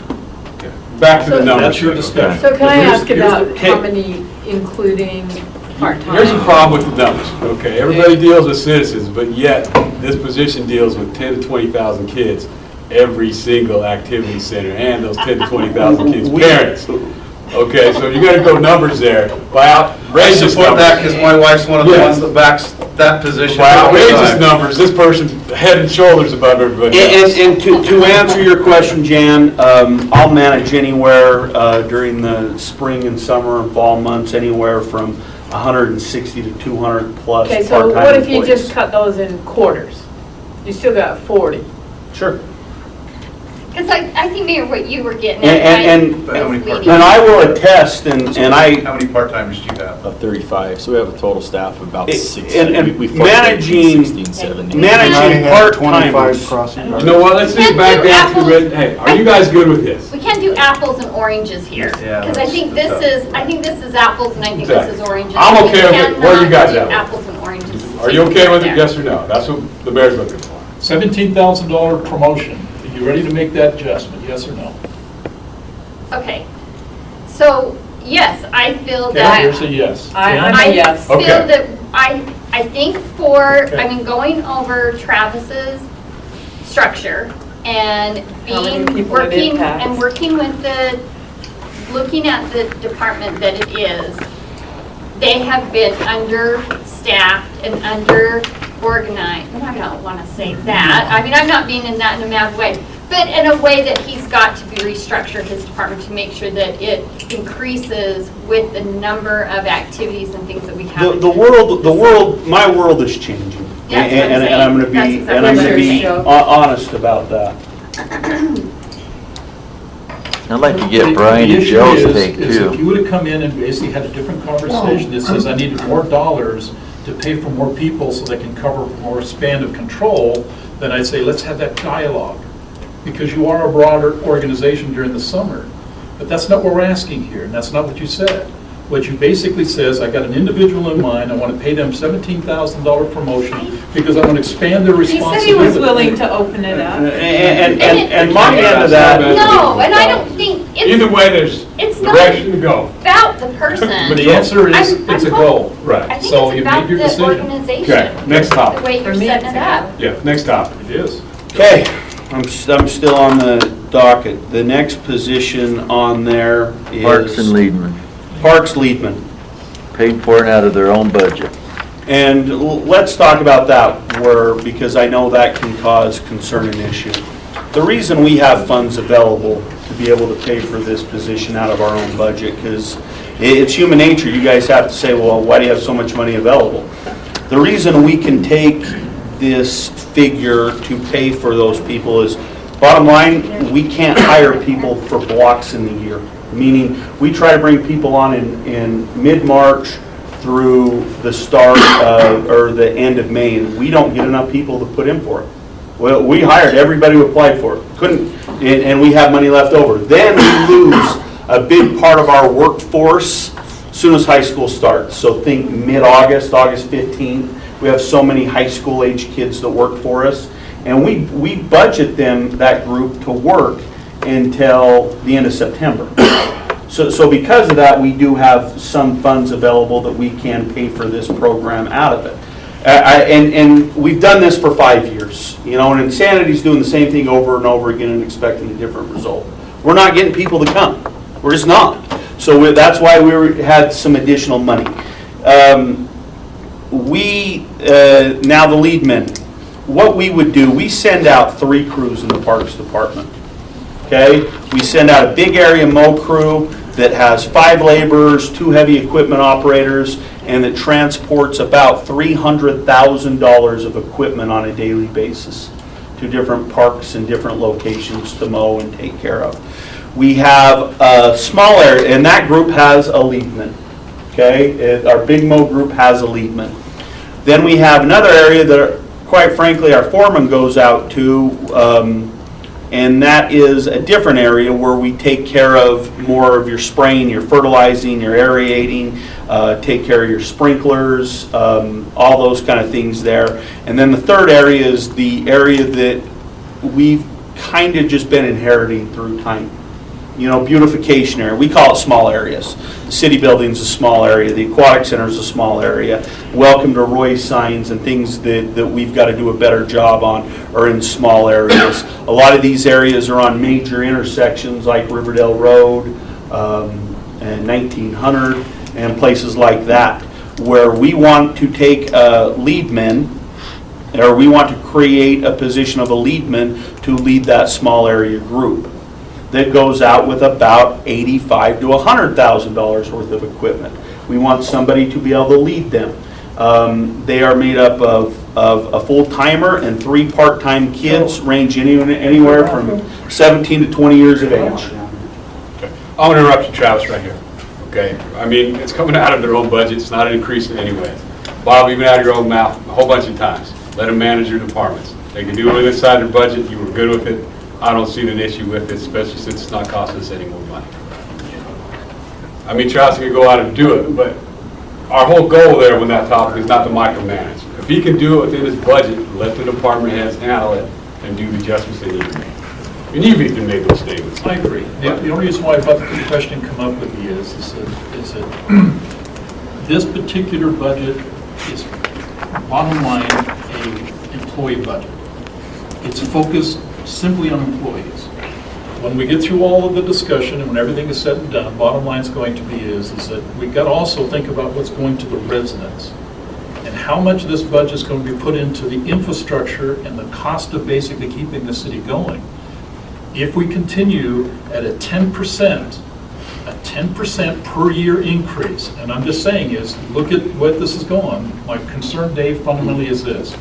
In 3 years, 4 years, most, probably up to 90% of the budget is going to pay for employee salaries. Right, and every municipality has the same issue. Yeah, but here's the problem that faced it in basically in Weber County. And if you talk to Commissioner Ebert, he will tell you this. His financial guy, John Bond, told him that unless they raised the taxes, which they did, 21%, he would have been bankrupt in 2 years. They had no choice but to raise the taxes to get out of going bankrupt. And the reason why is because they had to pay for everything. And the challenge is, we're on that same path. So at what point do we have to start saying is, we got to start making some hard decisions?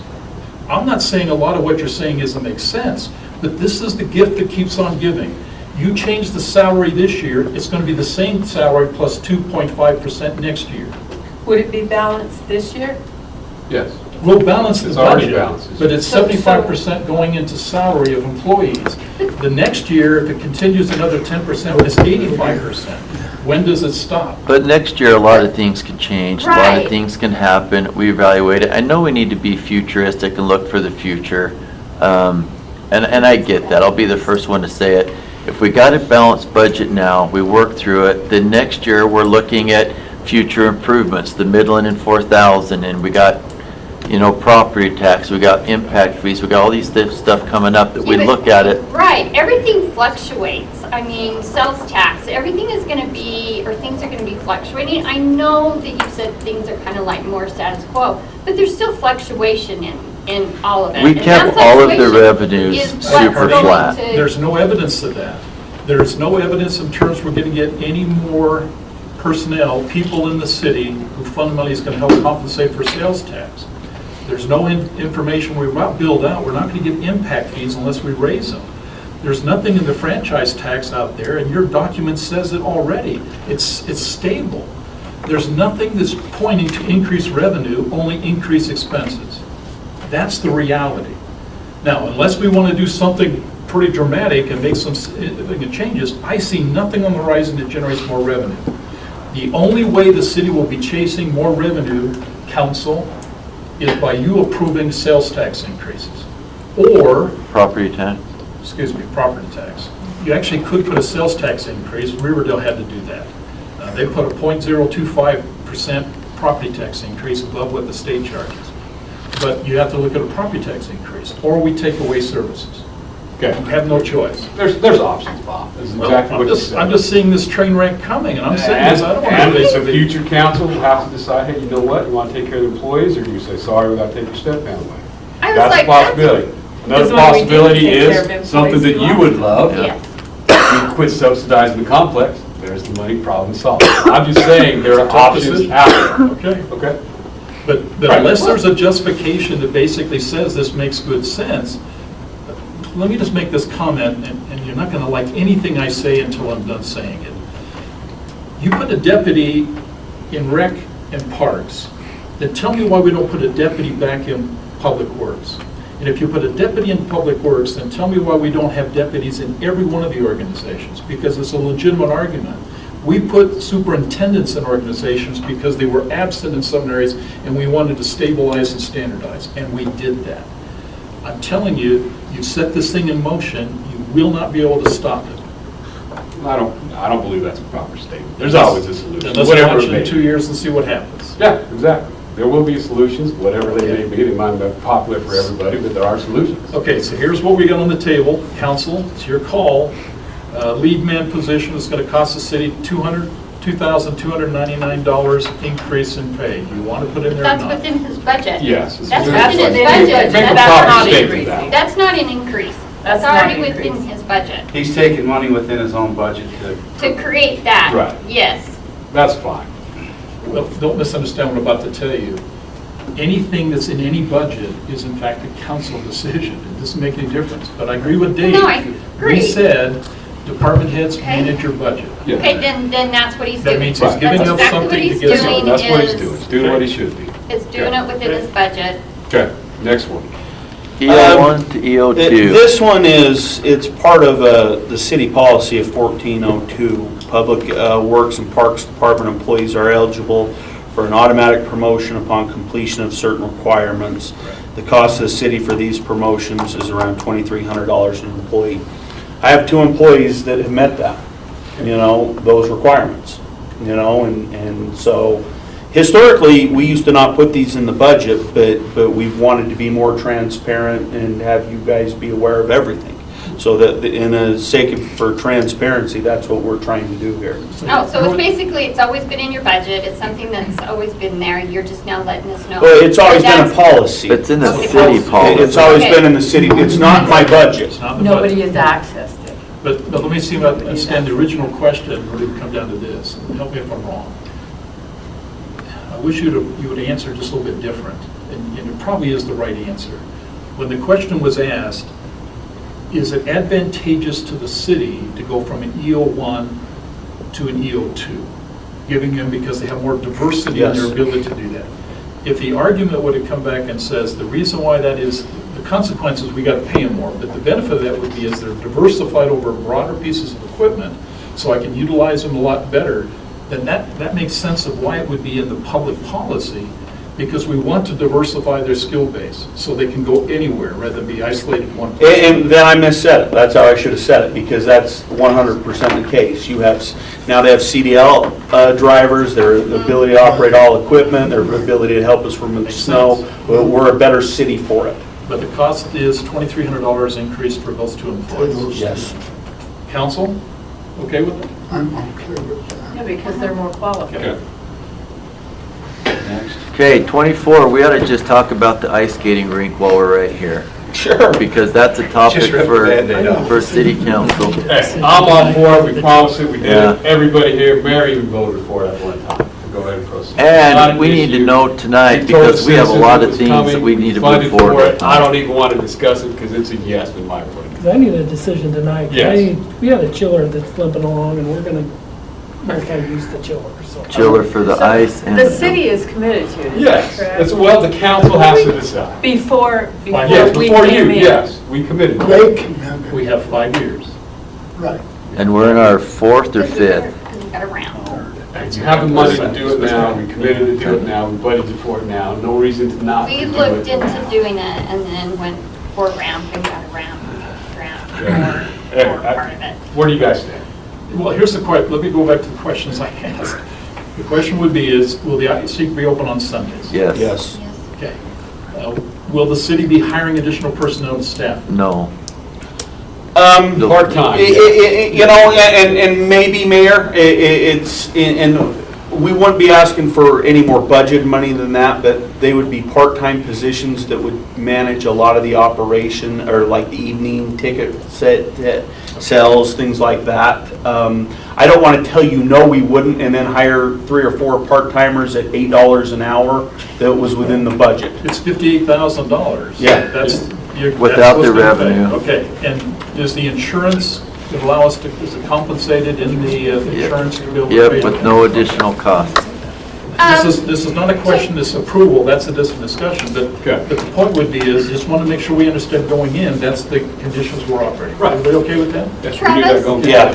When we talked about it before, in the off years, wasn't it going to be used for other type of recreation stuff? Yeah, That's what I'm thinking, we're basketball going to, I mean, it's gonna be a recreation type amenity, and, you know, whether, we've talked about putting basketball hoops and different things like that for people to use it. We want to, a lot of things we build are multi-purpose, because we want people So it's not to just be a used. straight No, ice rink. no. It is an area that's going to be used throughout the Yes. year. And I get, Mayor, the And that's part of question. the ramp grant. The ramp grant represents roughly 200,000, and our portion's about 344, I think, ballpark-ish. It might be 345, 346, but somewhere The in that initial realm. build. Um, Initial build. It's being paid out of this year, so it won't go into next budget, that's why you're not seeing it. And we've already set that money aside too. It's, and I get the questions and concerns of revenue. We don't know. There's no way to I mean, know what frankly revenue's gonna speaking, be. in full disclosure, I don't want you guys ever to think I'm misleading you. We don't know. Our numbers are based, frankly speaking, we break them down into half days and full days. Half day would be non-holiday, Monday through Friday. Full day would be Saturday and Sunday. We base that on getting 50 people on a half day and 100 people on a full day. Have you looked at other, like, I know Farmington Station has one. who They had to one. shut theirs down early because of a chiller issue this past So- year. We have met with Galvin Center, we have met with Midway. They have, So you looked at, like, what's the revenue? So Farmington Station is, I can't remember, we had this conversation about how big it compared to ours. It's- Ours was bigger. Ours would be a lot bigger. yeah. So it's been able to hold a lot more people than Farmington Station is. And do we know roughly what their revenue is? Not to put me behind an 8 ball here, Sorry. talking to the Galvin Center and Midway, Okay, they said our projected attendance is extremely conservative. oh, Historically, You know, let's the- just talk the aquatic center, yes, a different thing, but the first couple of years, great, tremendous, something new, you're gonna make more money than expected, but that will level off throughout the years and go from there. There is, and like Jason and Ross mentioned, there is a benefit to the ice rink that will help other things. And here's what I mean. It's one that people don't think about. We have chiller issues in this facility. The Ross is about to have to invest the significant amount of money in the chiller at this facility. This is why we need an answer on this sooner rather than later. Okay, $30,000 with perpetual ongoing expenses because of the age of our chiller and things like that. A big chunk of the purchase of this, $138,000, is of a chiller. So it's going to help this facility too, you know, where the city isn't going to have to invest that money into upgrading our chiller for who knows how long, that we're going to get a 200-ton chiller that is more than capable of running this place as well as the ice skating rink. You know, if not, he's going to have to spend $30,000 this year, and in theory, $130,000 in 2 years. So that's going to help us there, because we'll kill two birds with one stone. We don't need to cool it in here and cool it out there simultaneously. It won't ever work that way. If it's that hot outside, we'll have to shut down the ice skating Chiller is rink. working great Yeah. over here. We're freezing over Remember here. last You need to sit where Carl and Jeff are, get the sun on your But my back. take, I Over. mean, we're to a time frame where decisions have to be made. We slowed down because of the mayor's document and questions, but we either need to order this 200-ton chiller, or Ross needs to fix the current one at $30,000. It's, the new one's 8 weeks out, so. Okay, it was just statements from the mayor. It was already planned. You got questions, answered, Mayor, we're good?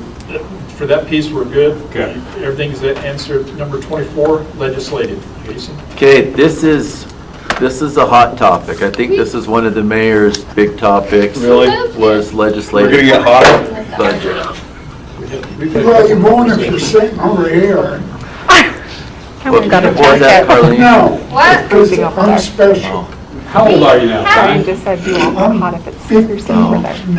Is it called, we haven't turned it? Oh, I just went and got my Okay, jacket. we had this conversation with the RDA and the beautification line.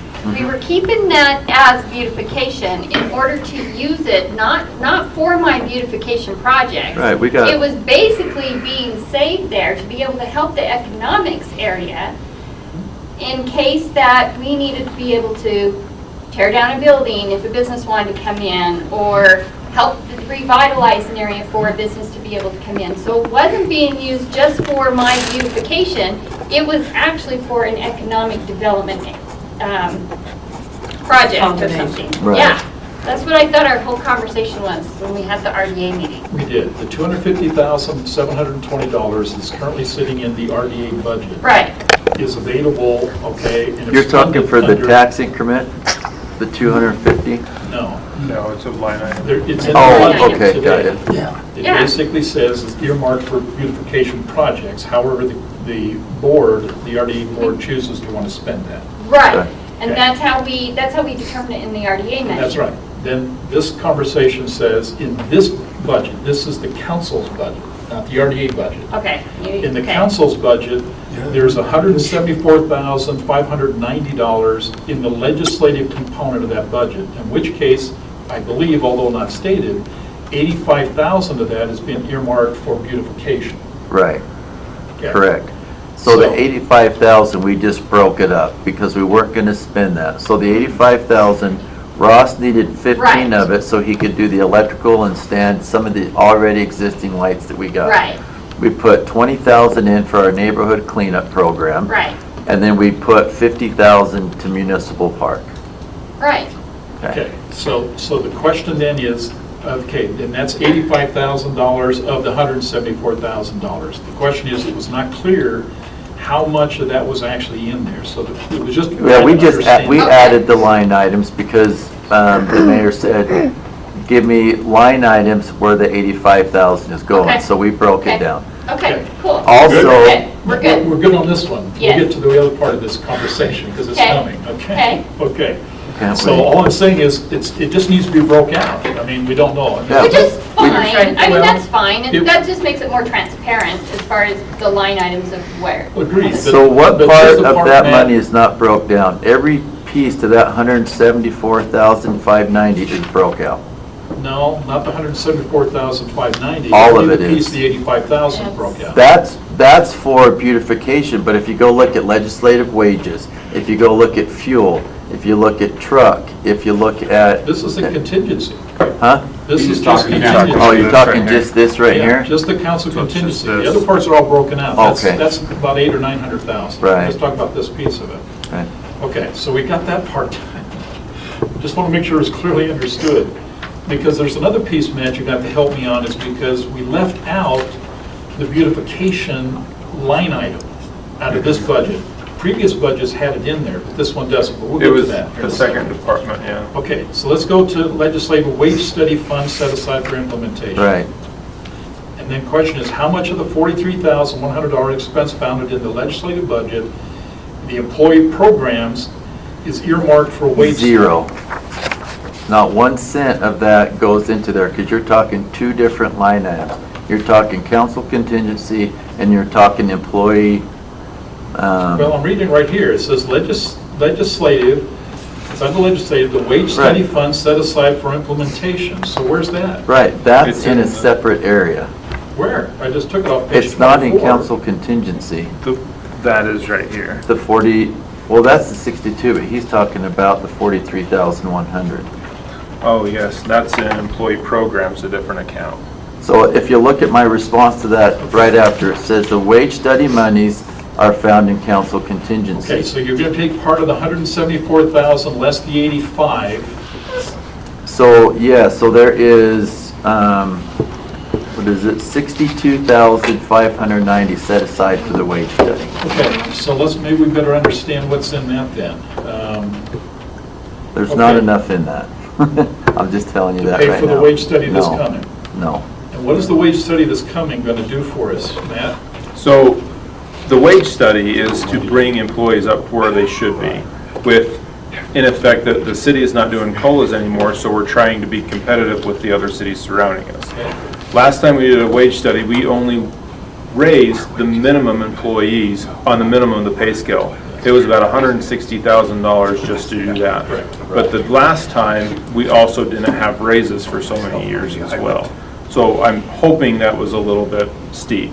So let's see if I understand what you're saying is, what's left out of the 174,000 minus the 85, so we got roughly about $89,590. $89,000. There's not enough in that contingency budget to pay for what we believe the wage study's But going to we require. we have no idea what that would be at. That's why we're not That's why implementing we, it this year. yeah. So And when then- you do a merit-based system, you're putting employees up in their merits every year, right? They get a 2.5% of 3.75. There's no way to calculate that to other cities without doing a wage study. Are we within normal limits? That's the only way to properly do that. I thought, okay, I swear like we talked about this, because Andy and I were having a conversation about this the other day.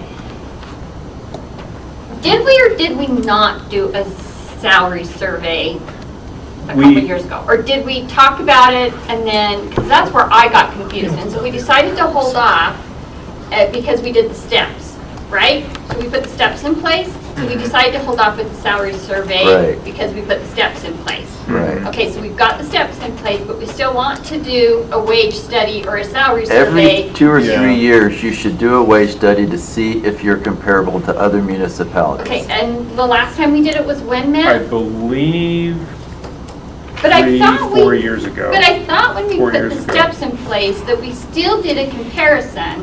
No, there was not. There was not a comparison done No, when we put and the then steps. the council approved some monies to go external with this wage study back in February. There was some distrust with the wage studies prior, and that's why we did that. If we would have wanted to get that done for this budget year, we should have done that last September-ish. In reality, we just barely did the steps on the We comp did. steps. So wage study really shouldn't happen for a couple more years anyways. When the discussion for the wage study, it was initially set to say a certain group would be 1 year, a certain group. Yes, So every yes, single I year you'd be remember that. doing different. I remember And then that. when the changes happened, it was to say, we're gonna do everything to get that trust back externally. Okay. So, yeah, we're not doing anything with it this year, and that 62,000 is just a holding tank in council contingency for that, is really what it is. If you want to Or we can earmark it. Yeah, for something cool. else. Are we on to And that's, 25? that's also why we We're put it almost in the there. council We're getting closer. contingency. No, I wanted it in my beautification budget. You put in your beautification. Building maintenance. Haha. Recreational complex shows a lot, let's see. We So we got covered that one already, We got right? through that. 25.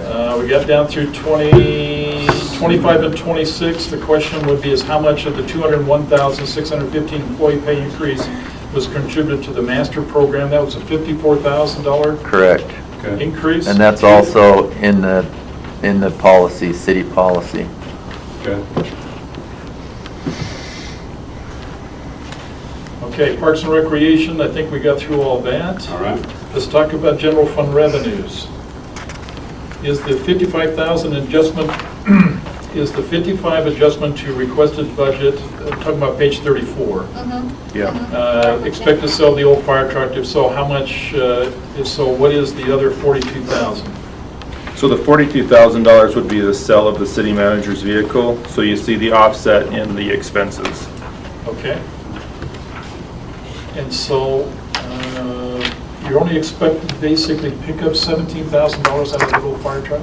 You know what, I don't know. I'm not Just 100% estimate sure. right It's now. really an estimate. Yeah, those things, to be honest with you, it's crazy. Ambulances and fire trucks, they just don't have a lot of value once they meet their life expectancy. So really when it comes down. I would testify to that. Mayor, it's 55,000. Yeah. Who, once- yeah, who would It's you even sell it to? 55 Yeah. Once it's 50. met its lifespan? Well, a lot of times what happens is you hope, there's some markets out there that you can kind of sell those to, that other departments that really need them will buy them. Like Or you'll get a smaller? small Or you'll get a really Yeah. small Backup. municipality that wants either But the backup seller is or- 55,000, not 17. I want to turn it into 55. an RV. 55. There you go. Okay. Yeah, yeah. Okay, now we're down to With some beds. beautification. Do it. Carleen. Be awesome. This is the question I Yes. had for you, Matt. On page 37, in this beautification section, each of the topics identified on this page had detailed worksheets outlining the funds and how they were spent except beautification.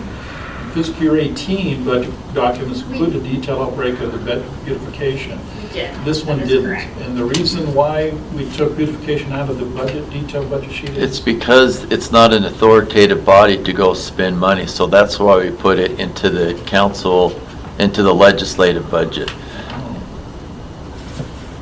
That was actually Makes brand sense. new last year. Yeah, So that was Yeah. the first year we did it. Okay. okay, that makes sense. Yeah, it needs to be in legislative. Okay, that makes sense. Yeah, the committee doesn't have the authority to spend money, it has to be No. through the council. Okay. The general fund, let's see if this has already been answered 3 or 4 times. Yeah, I think it has. But Yeah, these are the about things, the 4,300. employee programs that you're paying for out of what's remaining of the 174,000 after everything else is taken out, right? Okay, let's go into your water and sewer utility enterprise funds. The interdepartmental transfer of general funds has been evaluated, ensures that the accuracy time allocated being presented, and additional new employees have been added to the general fund for which reimbursement will be paid. Both are have a resulting increase in the transfers. The question is, how many new employees have or will be added? No new employees will be added to this fund, as you're stating, okay? That answers that one. So that's good to go.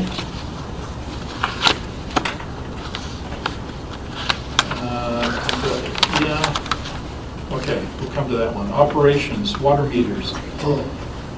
This one talks about the water meter count remains high level due to the change of radial red meters. The project has in the works for 3 years, and the work has begun with the installation of software and changing out meters. The commercial accounts have been changed out and are now being read with radio systems. Installation of the the residential accounts began in March of 2017 with the anticipation of 2,500 being done per year. The entire transition will take approximately 4 years.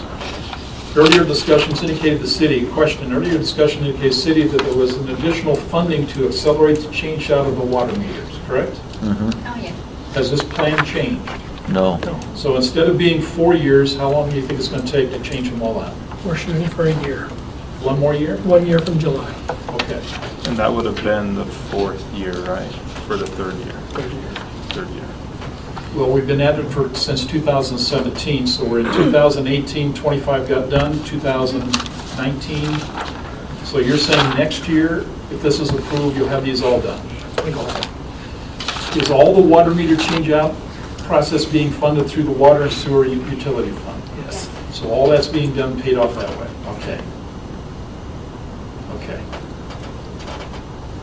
I'll move this along a little faster so we don't have to spend too much time on it.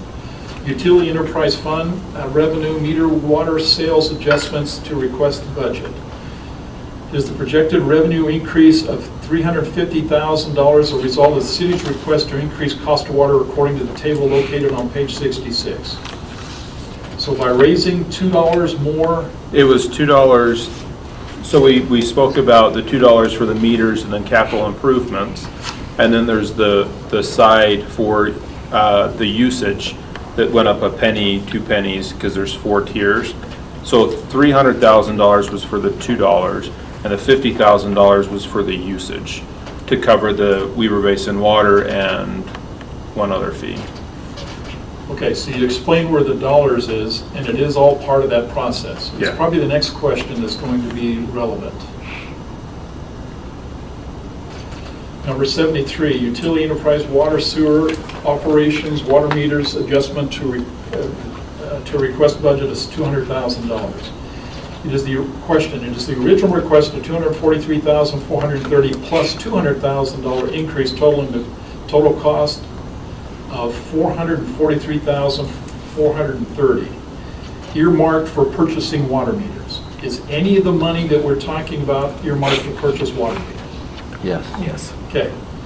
If so, is one of the main reasons the city is requesting a water rate increase to residents to pay for these additional water meters in fiscal year 19? One of the Not reasons. one, yeah, there's 2 There's reasons. multiple. We talked about this in the one budget meeting. One was for the water, We got the 4-inch lines. yeah, the 4-inch Your lines for asbestos, infrastructure. Going forward, asbestos. yes. We Yes. clearly Yeah. don't bring in enough money per year just to maintain the water operation.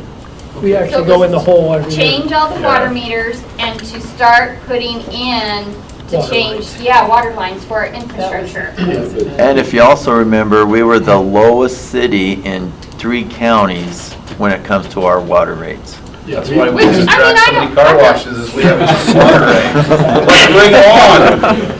I mean, I'm not saying, and I don't want to like say that we need to raise our rates just to be in comparison with all the other cities. I mean, I don't think No. that You're is, just that using is it a fair to thought. maintain our Call, but- infrastructure. Yes, Right. for the infrastructure, where I've Right. had 4 breaks on just a road in my neighborhood in the last couple of months, is one of the reasons why, is to make sure that we are changing out our infrastructure of our water lines. I agree with that, Carleen, but the question really was this. This was the question. The question is that how much then of that number, I didn't ask specific, maybe I should, You, that we basically had targeted simply to increase purchase of water meters. I think Because- you broke that out, It wasn't clear in the document. right here. That's for 300,000. No, that one's not it. Matt, you got an answer to that? A Yeah, it question? was when we Yeah. had this budget meeting. Was it the Yeah. first budget meeting we Yes, had, and then I yes. gave you guys that 300, second? But we just and, didn't Yes. have the funding for it, yeah. So how much of that is, well, here's the reason for the question. And just make sure we understand coming out of this meeting on this, because the council's going to take a beating on this one, okay? Okay, We're here already it is. taking some heat. Here's the question. We're basically going to raise $2 per month water rate plus a percent of pennies on the gallon For usage. usage. Okay. And that starts basically with the approval of this budget, which could happen as early as July. Unless we want to move that to January when Weber Basin raises their water and do it as a pass-through and do those adjustments at the same time. We talked We about already that. talked We talked about that. Yeah, if we did that. Go ahead, we man. would- Let me just make sure I understand, because this is the harder part of the conversation, Ross, and you got to help me through this, okay? Because I have to explain this to the residents, and I don't have an answer. The question's going to be is that we're accelerating the putting in the new meters because we want to make it more convenient for the people to run around and check. And second is, we want to move to a monthly billing instead of That's bi-monthly. That's the biggest reason. Okay. And I don't know if I'd say That's convenient not is the reason more for that. economic. That's just one of the many reasons. okay? So, Right. let me just, Ross, you're gonna hate me again, okay? So let me just put it out, okay? Typically, when you accelerate the process, typically what that does, in my business where I came from, is I reduce labor costs. I can do it faster, more efficient. There is nothing in this package, and has, in fact, no conversation been, that simply says when it's all said and done, that you're gonna take personnel out of your workforce. Yes, we Part-time talked help. about that in the Part-time first help budget will not meeting. be We talked about necessary that. after Okay, so how many people you got part-time right now running around the city doing meter check? Through the summer, every month we have four guys during the meter reading times. Okay, so We're so cutting you're, that, so the reducing argument's that. going to be by accelerating The the meters. meters, we're going to take out 4 part-time employees from the system. Yes. During the Okay with winter, that? Can you give me an idea what that wage is you're paying for that? Because I can argue the argument, They're, I can argue to someone that says by accelerating this, we can cut labor costs and therefore save money in the long run. That's a good argument. I mean, it's a $10 an hour job. He's got 4 of them, it's about $1,800 a week, $3,600 every 2 weeks, $7,200 a month for 5 months, I mean, you're looking to save, Okay. And the reason, David, the reason why I asked that is because of your point. The benefit was the fact we get it done faster, but that was the only argument we can move to once-a-month billing. Right, and There I was don't no want us to argument that the compare us discussion against is other how we save cities. money, and that's the reason why this is important to hear this, because I can That's right, defend we're the right. decision if I'm asked, if we're going to cut people out of the workforce because we're doing it. we also No, I run understand. we also run into some issues not reading all winter long, because come May, people's toilets and water softeners and stuff run all winter, and then they have a $400 bill, and they had no idea. And so this will allow us to keep on reading it as well, Yeah, every and month. the logic makes sense. It was just trying to defend the argument of why we're doing it now rather than letting it stretch out one more year and get to the 4-year cycle. Because that's all we did, is we just cut 1 year off of it, okay? Okay. Wait, let's go back. Let's go back. Okay. We've already buried that hole, you can't go No, back. no. 'Cause I can smell fresh dirt. I'm a reporter. Is there any way, and I've already had this conversation with Jason, January versus July. that we Pass can through or at not? least stave this thing off? Because I'm telling you, there is no difference between charging $2 more per month to some residents than a tax increase. Because they're stuck Right. with that payment. And that's a lot. And people are tired of it. They are. And this is the one issue I thought we could hold the line on by being more, I don't know. We can't hold the line indefinitely, but we could hold the line for Until I can till move? January. Oh, Yeah, Until till expect. January. no, I can't move by Right, January. right, we just won't have The the, other meters aren't done, everything gets pushed back. Brian, The other score it's a sounds bigger. necessity that has to happen. I know, but. So Okay, so why 6 months? No, it isn't. It doesn't have to happen. Oh, it does have to happen. No, it doesn't. Okay, then you'll be around when the pipes break and we have to borrow for That's, 50, no, 60, 70 million no, dollars. that's Yes, not the that is the point. point. No, the point is you've got residents that have come out and absolutely said, please, no more. I haven't And heard we're from not one of them. respecting, well, good for you. Okay, I'm just saying. Brian, Do you want me reelected to the I don't council? care if you're elected or not. Okay, and I don't either, but I'm telling you that if you increase this and people find out I was against it, they're gonna reelect me, and you're gonna be stuck. Good for you. My point is. You already said you were only one to run term though. I am. Do it. Okay, so let's ask this question. How much more do we need to finish the meters? Because we've already started the process with the meters. so I How think much we're more do we allocating need? 300 in this year and then 300 for next year, so we need like 600,000 to complete it. No, I think Okay, it would be so- completed I'm with not this, giving up on Okay, this pretty stuff, close to man. being That's- completed with this budget. This 300. Water costs, and you About have to pay what it costs. 350,000. We are way below the level. We can't be giving water for free, because that's basically what we're doing. We're not paying what it costs for it. Then, you know what, then let's get it through impact fees through commercial businesses. Nobody- we are And let's built out, quit Brian. You're not knocking on getting the any door impact of the fees. old lady You are that not needs getting to any give impact Spot a drink of water. You're not getting any impact fees. You should know that. You're built out. You're getting nothing. There is no other way. There is a way. There's gotta be a way, guys. I'm telling you, I don't complain a lot. At all. The balloons, they're nice, the candy's great, but here's the deal. This is one issue that I am not going to let go of. That's Okay. okay. This is no difference than the tax increase. Okay. Guess what? That's Then municipal decide business. how do we do it? How do we finish the meters? And how do we also work on our infrastructure of changing those water lines? Well, we've got some reserve money.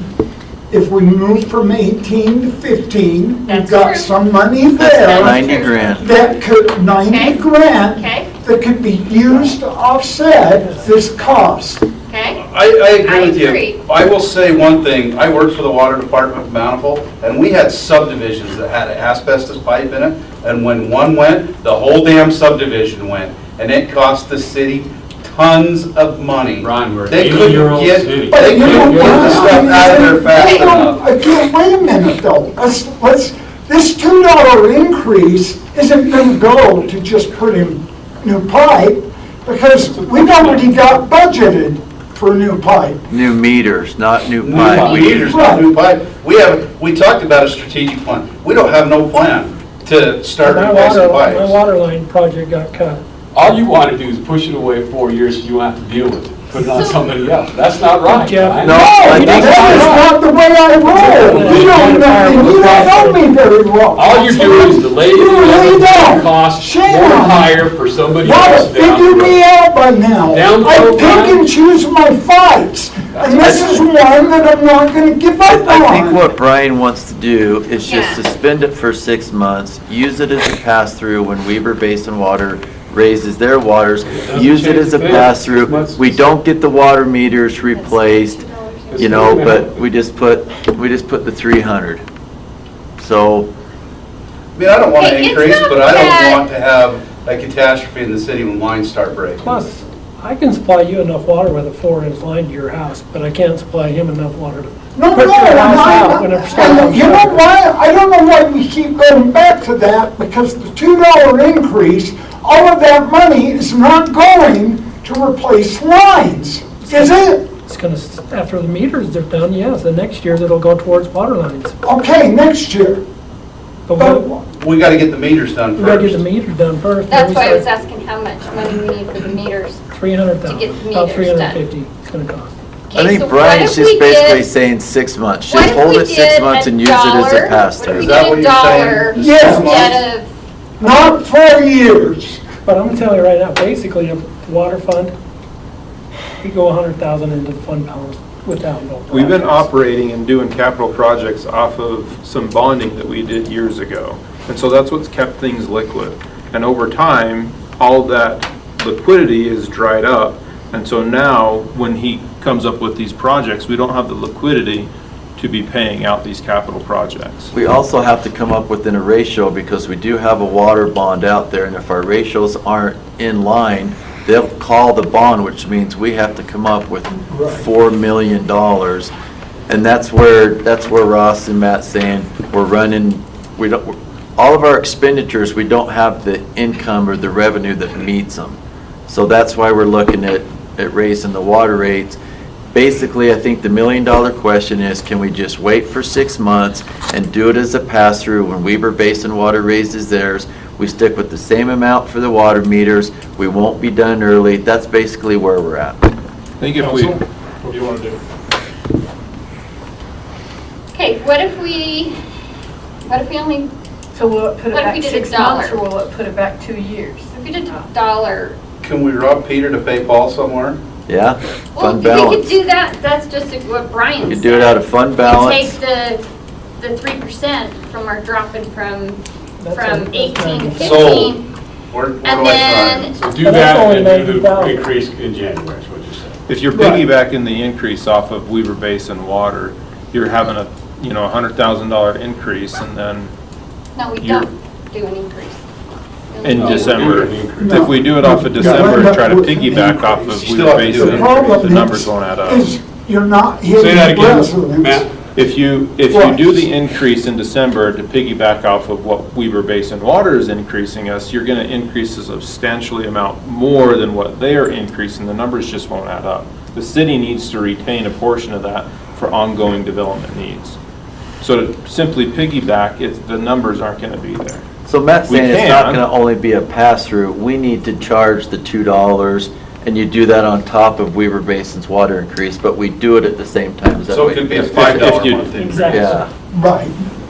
Well, it could be to the customer, because Weaver County's going to come in January with their increase, and what I'm hearing is Roy City is wanting to go in with their increase, and so the net not difference, the additive would be is that the residents will get an increase in January.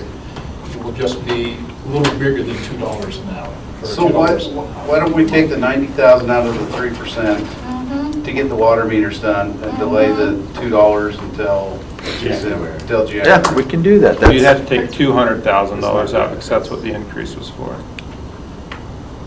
And that'll take you what percent? that'll take you, You'll take it down. Well, yeah, it'll be And then you're also 13. using general fund money that you're always Right, trying to not- get it's out of not the water 50%, utility money. 12% there, it's a big nugget, guys.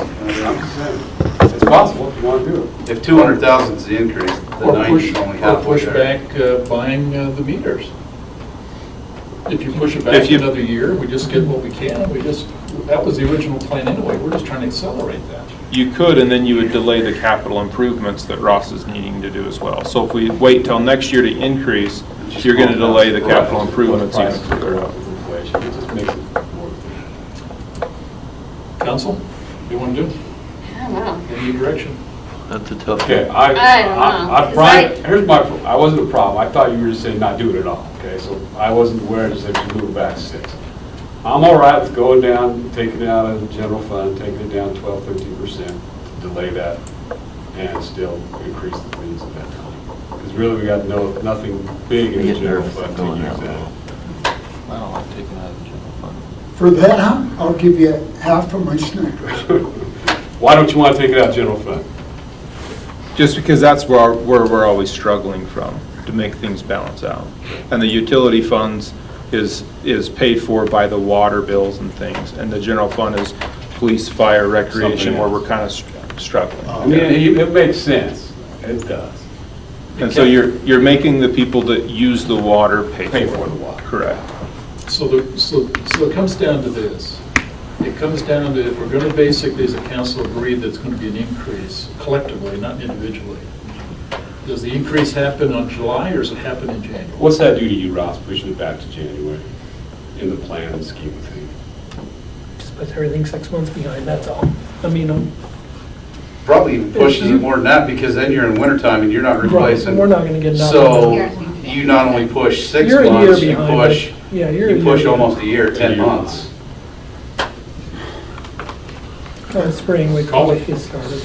But you know, I'm sticking with, a rate increase is a tax increase, and people pay it for the rest of their lives. And the people that I've talked to, and the other thing is the timing couldn't be worse, because everybody's gonna go, great, if you wouldn't allow those 2 brand-new supersonic car washes to move in, my water rates wouldn't have went up. I'm paying for them to wash their cars. Which they don't realize. No, and they don't. They don't realize, but it's Yeah, reality. What he said is exactly, And it. it will, that's not- it just, why do we hand bullets to the very people that are gonna shoot them back at us? Well, I mean, Yeah, I mean, it's. I'm gonna go, I see both sides. I'd like to make the recommendation to go 6 months out, use it with Weaver Basin water. It's gonna increase it quite a bit, but I think we go there. I don't think we take it out of general fund to get it done early. We keep the general fund where it's at, and we're just basically gonna take things and put it back a year. That's initially where we were going with this back at our first work session, is that we were going to increase it later, and then we decided to.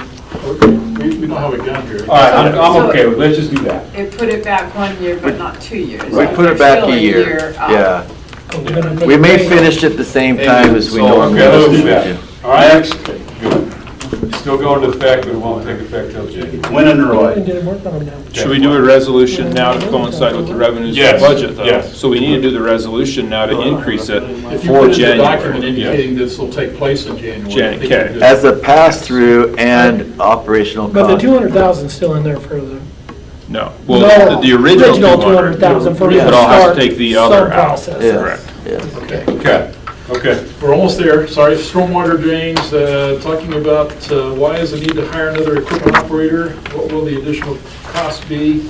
You're indicating this was an existing position to be filled in 18. Yes, so we've just already It was that. filled, and then it was a full year cycle of it, yes. What page are we on? We're on Eight. 8, bottom of 8. I'm glad you asked it. We're almost done. Waste management versus waste management, we're okay with that? Yep.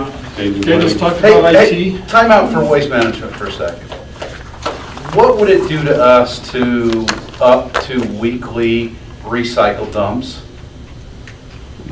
I don't know, can we? Right, double that cost. We'd have to double the recycle fee. My question is we dump the dumpsters, we saved money with that, where do we put that money? The money's been absorbed because they keep on raising the rates, and the city's never raised the rates. And so this is the first year we've had this a substantial increase that the city's not raising this rate again, and now it's pretty even now. Waste management was proposally coming into the city and indicating we want a rate increase going into next year, correct? Oh, yes. That's most what they're definitely. talking, we haven't seen. Yes, and the tipping fees on top of that, yep. Because the tipping fees went up, so we're not going to raise the rates on waste. Correct. And now that's about I don't have to even. come up With- that It's way. about, we're looking at maybe $15,000 difference, so there's really nothing there. Okay. IT fund. Currently within the department, there are 2 equivalent positions. With the retirement of one individual, the department will restructure for one of the positions to be a supervisor. This will help in daily operations. Question, why would the city want to establish a supervisor position rather than a lead position over one employee? They're their own entity. I'll just speak on the behalf of IT. We've had this discussion for probably as long as I've been in the department head, for 7 years. You got 2 people, Mark and Craig. Craig's retiring in July. We're gonna hire a guy lower in July as kind of like a little tech spot. Mark will be the brains and the operation of the whole IT in the city. There'll be 2 people. He'll be a supervisor over his other IT guy. I know it's two people, but it's its own department, and it's not, Does it make sense to have a supervisor or a lead? I don't know that it's really a big different. A manager, IT manager, IT lead. If it's an IT lead, I still think you're looking at an increase, but You'll look at the same 5% increase regardless of what you put it at. The If you difference name would it. be is the cap, Whatever you because call he's it. well within that pay scale. Can we discuss who their? for IT's been in finance, he's been in public works. Where are they at? Agree. Right now, I think they're with me. Are they going to stay with you? Yes, they can stay with me. Poor Mark and Craig can stay with me. We're not gonna boot them It to makes the, sense to have a lead then, you nothing know? personal, but you got a lot on your plate. Geez. Okay, so, Okay. council, what do you want to do? Want to establish the supervisor lead, 5% increase in salary? Yes, no, maybe so? I mean, okay. Are they going to do the same jobs? Yeah, Nothing's changed. yeah, nothing's Why does changed. one need to be the supervisor over the other? If you're gonna bring the other one in at a lower pay scale, I don't mind raising the one to a higher pay scale. Also, somebody's also having to look over that budget. Somebody's taking on that role as a supervisor right now. Has he done that before? Yeah, he has. But he's also asked for the increase before several And times it's too, and always it's been been declined. denied, This is If probably the you bring fourth the year other of it. position in at a lower which level. we will. Are you? Then it Yes. makes sense to bump this one up. Okay. So you It'll don't, be 6s. It will be you don't sixes. have what we've got in some other departments. Actually, it will probably be a little bit of a net $8,000 positive at the Okay. end of the It's- day. It's still incorporation of the same amount of money, no increase. Yes. Okay, I'm good with that. Sold. Where do I sign? One more. Carlene, okay with it? Yeah. Okay, just looking for 3. I'm Usually, like, I'll- what do you want now? I mean, We're good. No, we're good. Keep when going. this is all said and done, I'm going to tally all this up, Jason, and I'm going to tell you exactly what it costs us. okay? I'm ready. He's already in the budget. He I'm knows what ready. it costs. That could, we can do that in a click of a button. And I'll do my own calculation and tell you what it's going to Okay, cost. risk problem. management. Risk management, personnel and benefits. In fiscal year 18, the city requests the council to approve an additional position in management services. As a result, the current human resource employee was assigned to full-time risk management, and I believe they provide, although Andy stepped out, a little bit of legal assistance. That's what the PD says. As a result of the new human resource employee that was hired, question, just simple question, why doesn't the fund show a full-time or at least a part-time in risk management being funded out of this fund site? They always fund, we fund everything, like Andy Blackburn's the risk manager, and he's being funded out of legal. This is actually under the legal department. Her wages are being spent under there, under the general fund. It's in the This is general more fund. for, Not in the, but it's Not being in this. funded out of the risk management fund. yeah, not in this, it's being funded out of the general. There's no wages coming out of the risk management fund. And my Right. question is that That's make pretty good sense? normal, yeah. Even though this is where the work is being done, we're not funding it out of this fund. If we wanted to, essentially the same thing's being done, because we're transferring some wages from the water, the interfund transfers over to the general fund to cover that legal cost. I guess the same question would be for Andy being the risk manager. It would be the same thing. He's applying more of a role in the risk management than that of the secretary, Okay. or the legal assistant. Again, it's sixes. Let me It's ask you a sixes, yeah. question. Traditionally, we've never had any wages taken out of there. Okay. Okay, council, let's jump right into the good one. Okay, we may have already solved the one in the middle. Let's see if we get the top one. That one's done too. Yeah, the projected revenue expected for the ice rink is $31,500. We don't know what that's going to be. Maybe be higher going into the year, lower in the year. What we basically are saying is the estimated cost is $58,546 to put it in play. That's not counting the cost of the city to actually have it built, which we believe is 500 some odd thousand, 200 that would come out of RAMP funds. That basically tells us, just the paper tells us we've got about a $27,000 annual loss. Question is it, we're adding more capabilities in the city, but not generating the revenue to compensate, so we're actually costing the city more. Not accurate statements, we don't know what the revenue will be. Yeah, but I do know it would be if in fact we didn't put it in. I already discussed, Well, we've already I said we're going through it. guys. Agreed. Okay. The only thing we said was that we'll go through it, we just didn't say when. So is it this This year? year, Is yes, it next this year? year, this year. Okay, so here's the question. Then could we basically make a recommendation, if you're not going to hold off on that, at least see if we can put some action out there to see if we can get a sponsor. When I was calling the same places you were calling, in Bountiful, up there, the biggest one, by the way, is in Midway. They have the biggest ice rink up there. They basically are getting they're getting interests outside of the counties and the cities to fund them or help subsidize the funding. Sponsors, advertising. We're not doing. I 100%, and part of what I talked about Part of what earlier. his new, Depends on if That's what I he's was the deputy gonna director or say. not. Yeah. No, Exactly what and Mayor, I think it's a direction my department needs to go across the board. I think, we yes, talked about We it need a for lot of- very lights, we fair, talked about yep, it I think it is very fair that we try to get partnerships Partnerships. along the way. Okay. When we were at the Galvin Center, there was Zamboni Center on the side of it, Rocky Mountain Power. You know exactly who's basically paying for it. You don't have to go too many public facilities to find they're subsidized. I'm asking the hard question. Yes. The fact is that when we make these very Yes. expensive decisions, maybe in that document ought to also say that we're going to go out there and we're going to take action to do this. Public- Personally, had I not said it, Public-private Travis, I partnerships. doubt we would even have that talk. Well, no, we had that conversation. I did, remember. we talked about it we on did. lights at the, Well, we did George talk, Wallen. and we did talk about the ice rink a while ago in one of our budget meetings We to also have talked it about sponsored. basically the new field in park. North Park. George Wallen. Said, And- well, And I will tell you this, Mayor, we have talked with different groups already about it. And how's it going? Okay, I can assure you, we have one that I think is interested in helping us with something. Then, you know, something like Good. that would help me to go to the public and simply says, oh, by the way, we're adding another bill to your tax increase.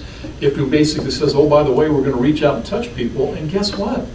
This guy sitting next to me has been calling more businesses than I can possibly even imagine to come into Roy. How about we sick him to go out there and find some sponsor for you? and Amen. Get somebody to go and look Hey, for it. So, I I'm mean, just what saying would is, be no, good I is need, to- we need to look at this more globally instead of saying this just another expense. What can we do to offset the expense? We're not having that conversation. So it sounds like, I mean, your new director that we want to put over sponsorship Already and been stuff, doing it in the plans, in the already process. give you something as far as like some brochures or something to be able to mention some of these things that we have for sponsorships, as you're calling them. So the ice sheet stuff does it with their rink too up there. So you can buy, if you go watch a game, they actually have, you can buy it $250, $500, you base it, it's by time. You can buy those areas and they sponsor that way too.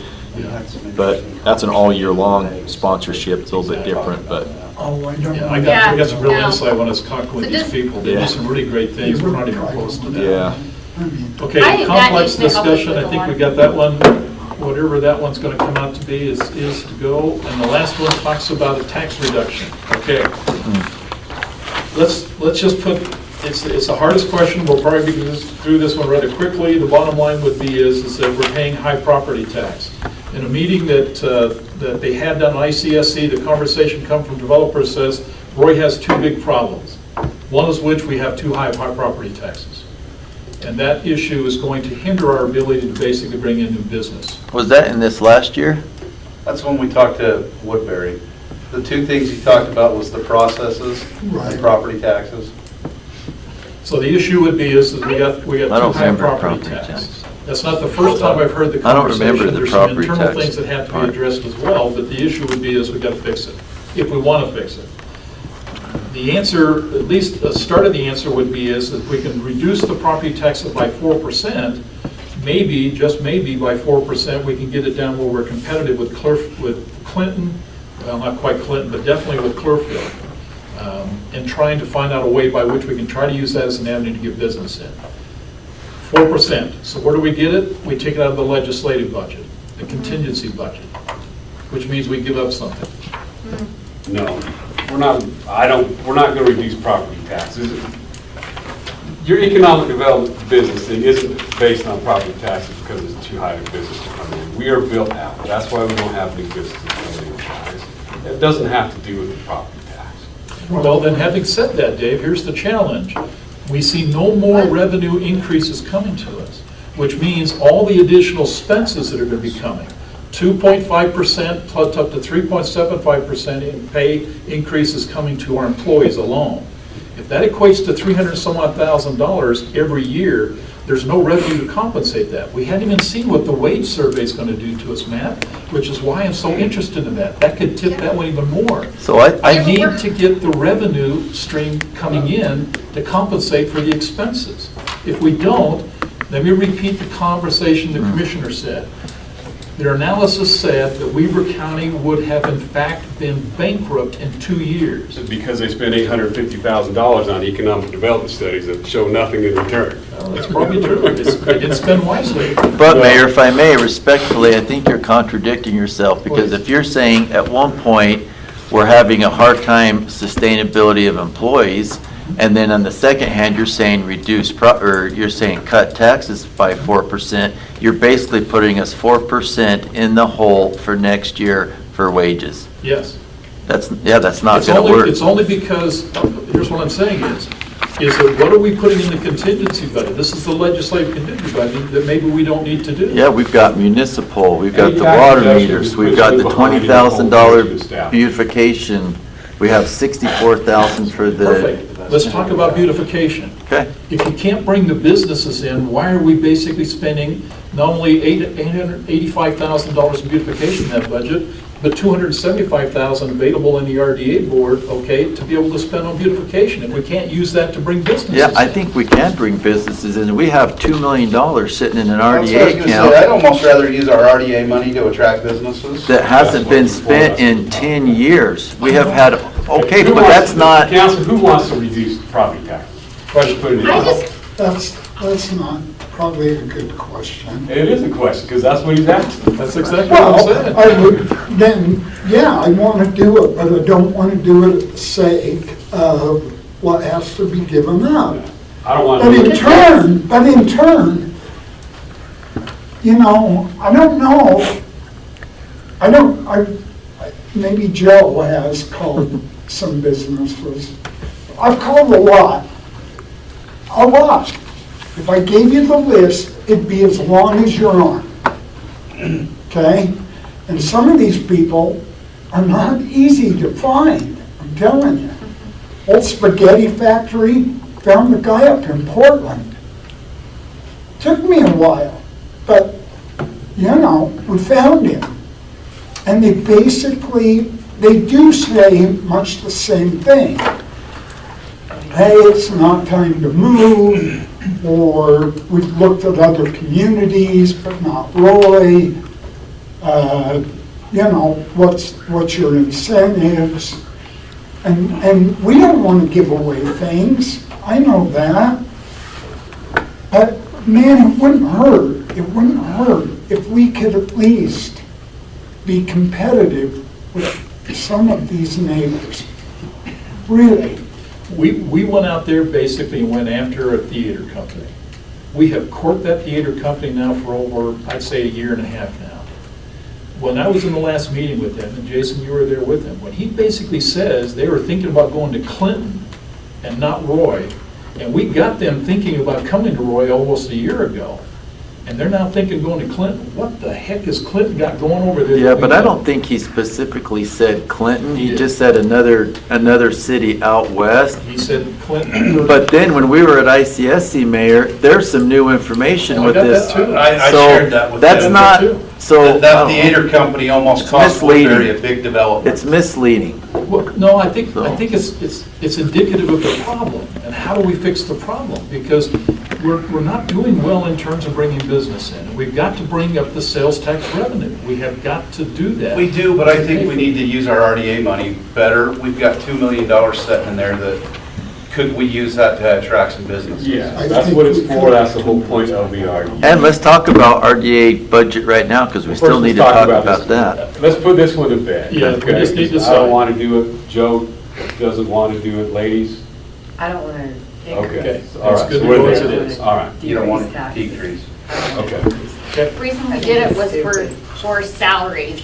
And if we start touching that, Right. the employees of our city is going to actually, I think we just need to get more creative in what we're doing. Okay, RDA. now we can keep people. We Well, got hold on. people wanting to come to Hold on a Roy. second, because I'm going to talk to Brian. Brian's done a great effort, but one of the things we did discover at ICSC is we may want to strategize. You're going after individual businesses. What I think several developers said down there is to court developers, because they can look at the property, they've got the money in the backing to develop it, and they can go after people to get the businesses in here. You're going after businesses not knowing, do we have a plan, do we have property, So what do we that's what have? Riverdale did with that little strip mall. They went after a developer and they put 6 or 8. So we need to stick you on developers. Okay? The developer's going to ask you for some key information, and we got to get that information assembled. Okay, RDA, Jay. I can do that. We talked about using some of the tax increments that we get for hiring a economic director. I would like to say, let's relook at it and let's don't do that. Because Amen. that's agree. money spent to an economic director when we could go get a bond. I know Matt doesn't like this. If we go get a bond and we buy land and we purchase land and then we use the tax increments that we're getting to pay the land payments from that bond, I think it puts us more in the driver's seat, gives us more options. We go buy green space, then we can have a say of what goes there and we can develop it. We can work with developers. There's a lot of land around the city Yeah. that's for sale that, I know Ogden's doing it, but I know Ogden has a huge RDA fund coming from the BDO building, but if we go buy up this property and use the tax increments to pay for it, I think we're better off, and I think we're using the money better, and I think we become I bigger in support the not game. creating a new position, but what about redoing the current position? of Again, that's planner? gonna be, that's touchy, because we're talking about employees and how we go about it in a fair. Can you create a position that's an economic, a friend of mine, or the guy I work with, his brother started this position in Logan. Started out as a split, economic development director / city Planner, planner. right. And they worked up to where they split the two out. Right. But can you do that? We can, we just have a current situation that's legally, We'd have a planner and a half.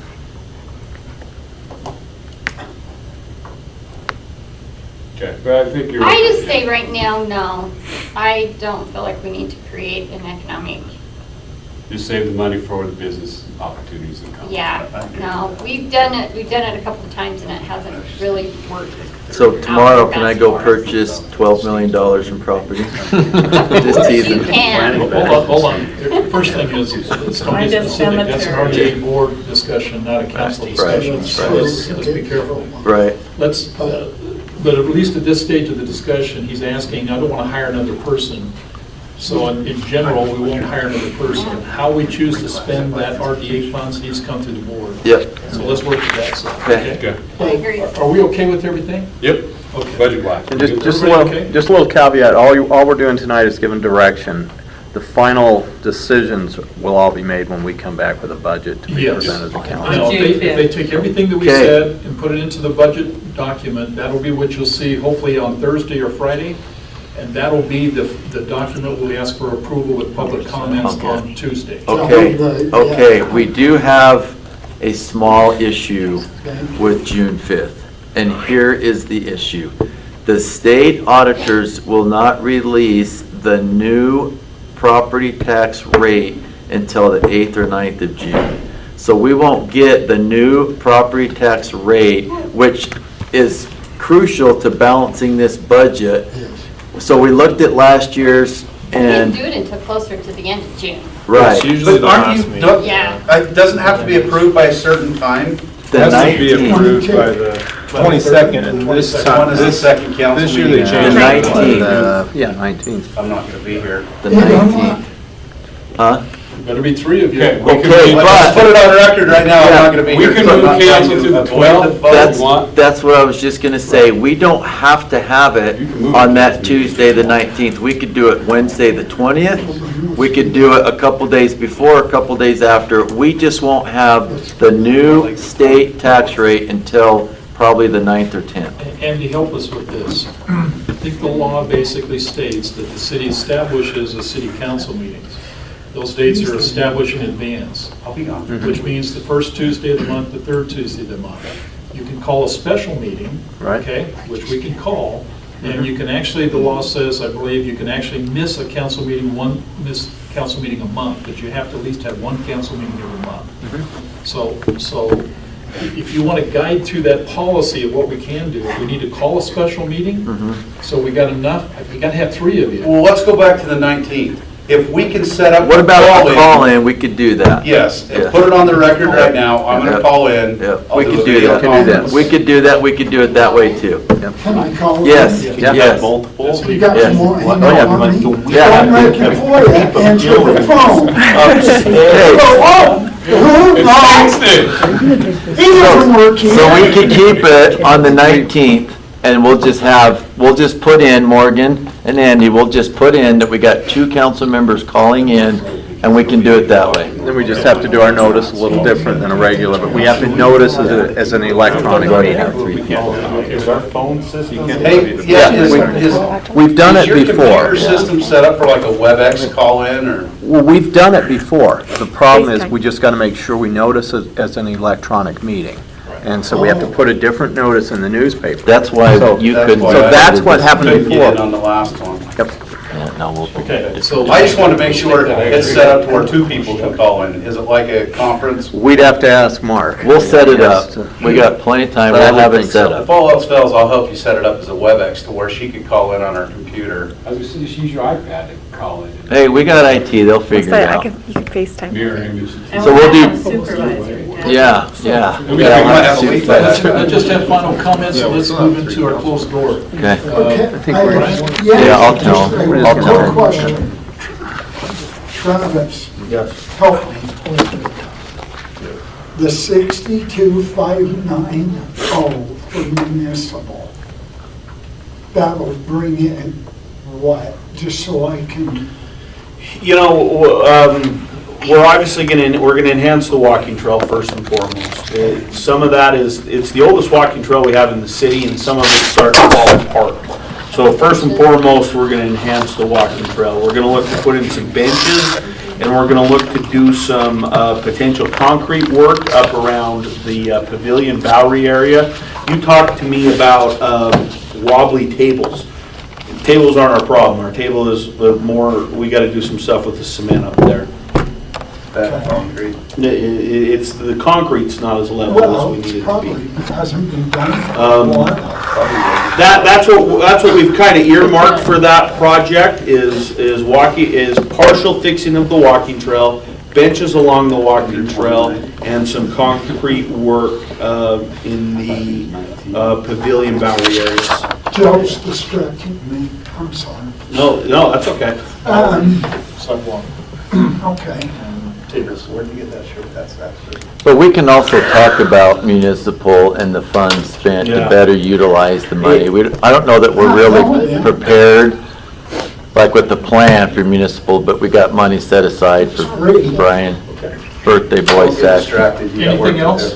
do. Anything else? I got a question for you two. Have you heard anything from the state on Moita? Because the maintenance guy came over I and told him. and said Thanks they're for turning coming. the key over on the 6th. See you, Kurt. I just wondered.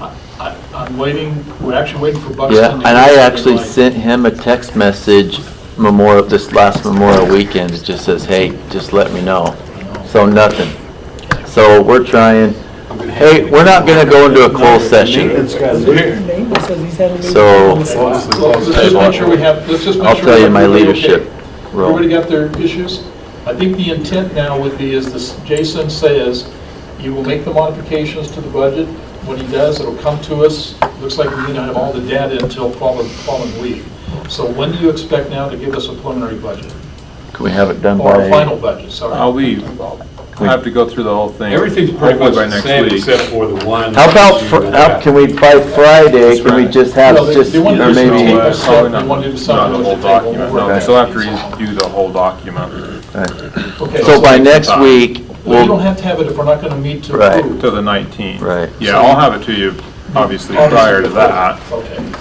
And then the question you guys have got to be, you've got to have access to the document if there's any adjustments that you can prove, and if you can see it, I think you're okay there. I'll have my computer and Okay. phone and Anything else? iPad. Oh, I won't have any of that. Or you better, Well, hard copy come to the before we leave. 21st century, Saxon. You know what? I stepped into it, ooh, and it was chilly, kind of like it is right now. And so I stepped right back out. One last piece before we break then. You have a I cell will phone. indicate to you, this is another compound to the overall compound issues. We do meet with some people on the cemetery idea that you guys authorized. That meeting's going to take place it's going to take place this Monday. Andy, you're going to join me in that meeting, okay? And the I'll be there. legal person there, Jason, will be off. We'll keep you abreast in terms of what that discussion goes and what's going to happen on there, just be aware. And in light, Jason, leave your discussion, it may be, dang, I'll tell you, I wonder if maybe one or two of you guys ought to be in that meeting as well. I can be there. I will be out of town. Okay. Tell me when and where, and I'll be there. Okay, it'll probably be in my office, but it will be at 10 o'clock on Monday. Excuse me, I think it's 10 or 11, I'll send you a request. Okay. Can I just give you a little field information? So I was at the cemetery on Saturday, Oh, on okay. Sunday, and on Monday. And I Just walked look, begin. up and down that road Work or and not work? asked people what their thoughts were, and they said, we bought the plot we bought with the idea in mind that that road was going to be maintained. I figured that was gonna, people would say that.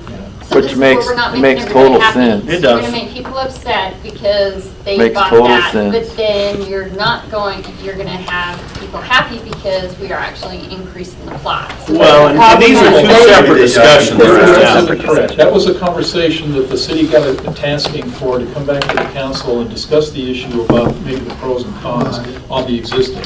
The meeting I'm having is a piece of property that's in Roy Right, I that's not understand, there. I understand. And that property, if we ask them if they would consider working with the city on that. I still think you ought to reach out to Clinton, like you and I talked, and see if they want to do the piece of property next to it and develop their own cemetery. Maybe it becomes a little bit of a joint venture. Okay, I know where you're at. Mayor, I got one. Reclaim. Piggyback on Joe's recommendation about the car washes. I didn't know about the other one, Warren, so I read the paper today.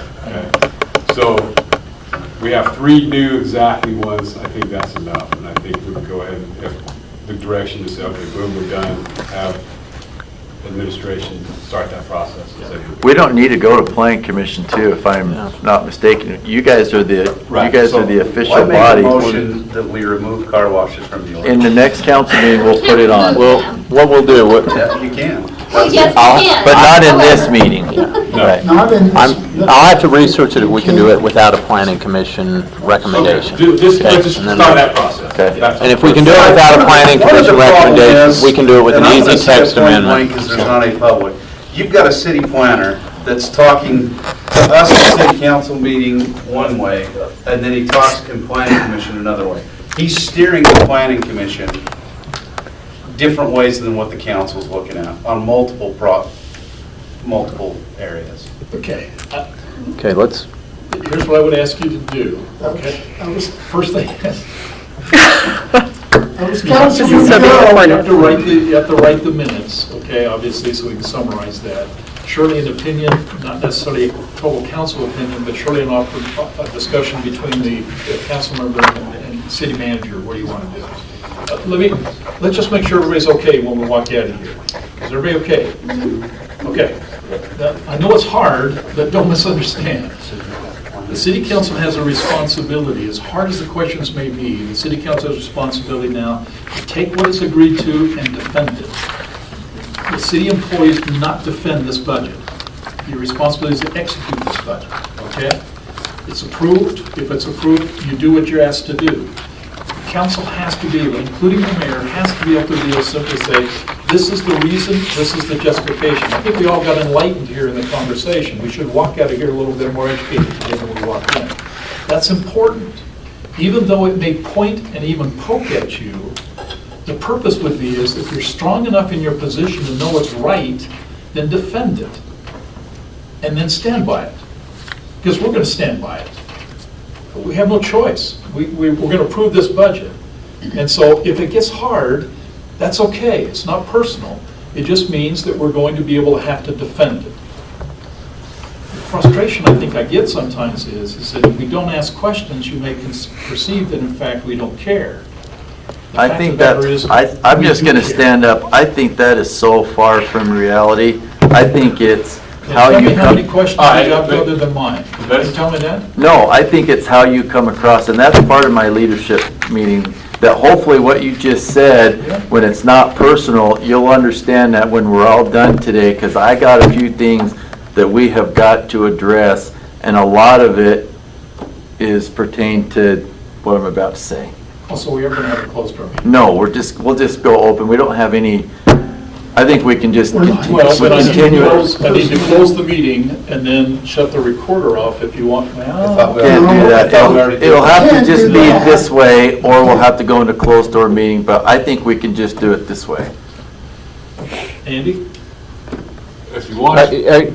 We're not required to go into a closed meeting. We can discuss things out in public That's agreed. if we want. It was just, I was concerned because not knowing the detail of the discussion, I just want to make sure and I asked Jason if you two work it, is it a closed door discussion or is it just simply we can have a Hey, conversation? this is the way closed door discussions work. You don't have to, you're not forced in with those items. Okay, our law says they want us to have open meetings. Yeah. There are exceptions to that. Right. But we don't have to take exception into it. We can make everything open if we want Yeah, to. agreed. Now, my only aspect would be if we're getting into personnel things that could create a liability, boom, I want to hold off of that. Right. But if we want to discuss something in the open, if we've got some issues, it may be better to discuss it in the open versus having a closed meeting. Okay, I just didn't know the details. It's, now, one issue I have right now is we don't have anything on the agenda either, and we've been kind of getting off topic a little bit, but if it ties into what we're talking about and what you just mentioned, I don't have a problem with Okay. having a discussion. Let's try it. We're not taking any final action, so. Okay. Okay, in the leadership class that I took up there at the city managers conference, there was a lot of discussion on emails. Emailing staff or employees, and I'm just as guilty as Bob, and I'm going to just say Bob is an email guru. that emails at 6 at night, at 10 at night, at 4 in the morning.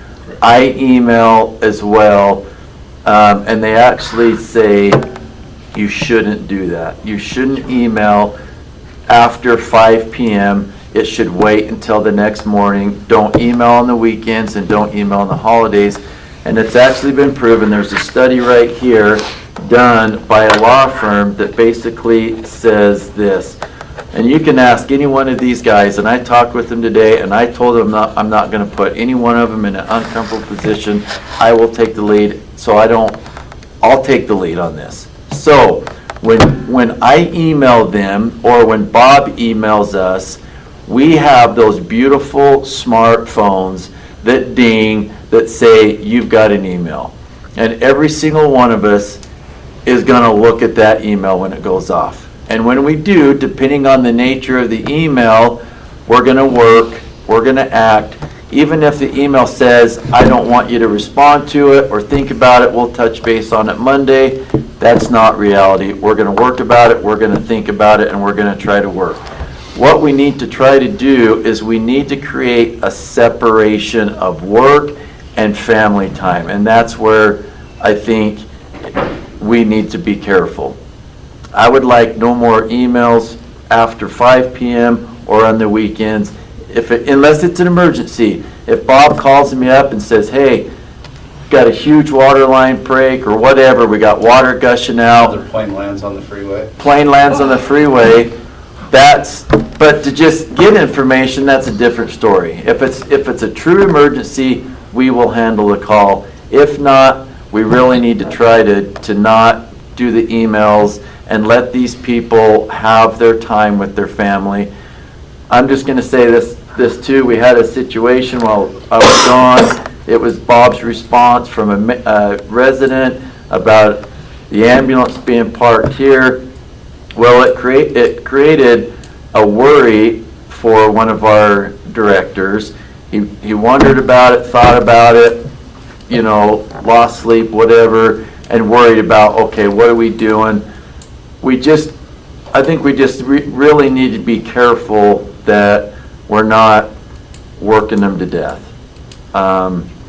If a merited employee, there's lawsuits right now because the merited employee says, I can't stop working. I'm constantly working. I'm constantly answering emails.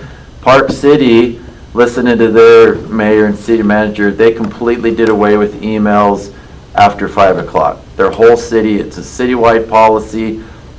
I don't think we need to put it in a policy. We just need to be mindful of our employees and just kind of give them their space and time. So see if I understand your point. Okay. Emails or calls or both? Both. Okay. Unless it's an emergency. If it's an emergency and you got to get a hold of Travis or one of us, the bathroom's on fire, hey, that's what we're there for. But for informational purposes or a resident, and that's another thing we got to be careful of is these onesies and twosies residents that's creating policies for everybody else across the city. I feel like we just need to be careful with that too. But yeah, if there's an emergency, we'll handle it. That's what we're here for. But if it's not, just let it be till the next day and then kick out your email. If you want to time your email, if you want to write it, Bob, I don't know if you're writing these emails at 4 a.m. or you're setting it. I don't know what you're doing, but just wait till the next morning to do it. Easy. Yeah, that'll be good. Okay, Not Bob. Are my you gonna birthday talk- wishes at any time of the day. I know, and I'm so sorry Are you're you still going to talk here. back to what you were, couple of those other things you just mentioned What? about citizens creating policies? That's one, and then the other event that happened. Okay, elaborate on the Yeah. city. Well, one of the things, so a citizen comes to us with a concern. Okay. I get it, we have to listen to citizens. Okay, But we also have to evaluate, is it emergency? What's the context behind it? Because how many emails have you got about, we're running out of water? A bunch. I get them too. I got one today. I haven't got one email I got none. that we're running out of water. Like running out of You want- second. You want me to name you the person? We talked about this in Vegas. Oh, Yeah. so one resident just So that's asked a what I'm saying, question. we can't take something like that and run with it as gospel. Right. Just because a resident has a That's not it. concern, we can bring it up, but it doesn't mean it has to be 100% actioned on or something of that nature. Yeah, just bring it up, Bring but up just the bring it next up during the next day, is all I'm saying. But here's the other thing, and I'll go back to that resident, and it fired me up. I'm gonna be the first to admit, the resident was wrong. We responded back with a great, legitimate response. But here's where I struggle, Bob, is after you sent him the email, then you sent me and Jeff back sorry, I just named the person I wasn't gonna name. So Jeff Como and I got this email. Sorry, Jeff. But it didn't just stop. The resident responded back, and then we got the residents to respond back and just said, saying, hey, I took care of it. This is what it is. Because then it still left us with the gray area. Are we being defended or are we not being defended? And I think that's key. And I think some of the emotion that you saw and felt today in our budget meeting is a carryover from perception, reality, and support. And I know, Bob, you support us, but I gotta just tell you this other email that if you ask any other council members, they would say probably not the greatest choice of words. And that's on the budget, when you specifically stated, your response to the budget left me with the feeling that you are not interested in addressing the problems with spending, and I should just sit in the corner and stay quiet. Sorry, you're thinking of the wrong mayor, in caps. And you're the right guy. You're a lot better than what we've had, 100%, and I think we all know that. I think we can all agree with that. You've been a breath of fresh air. We're going in good directions. It's just some of these emails and it's just, I don't know, I think it's maybe uncalled for, Okay. you know? Tone down. And so that's all.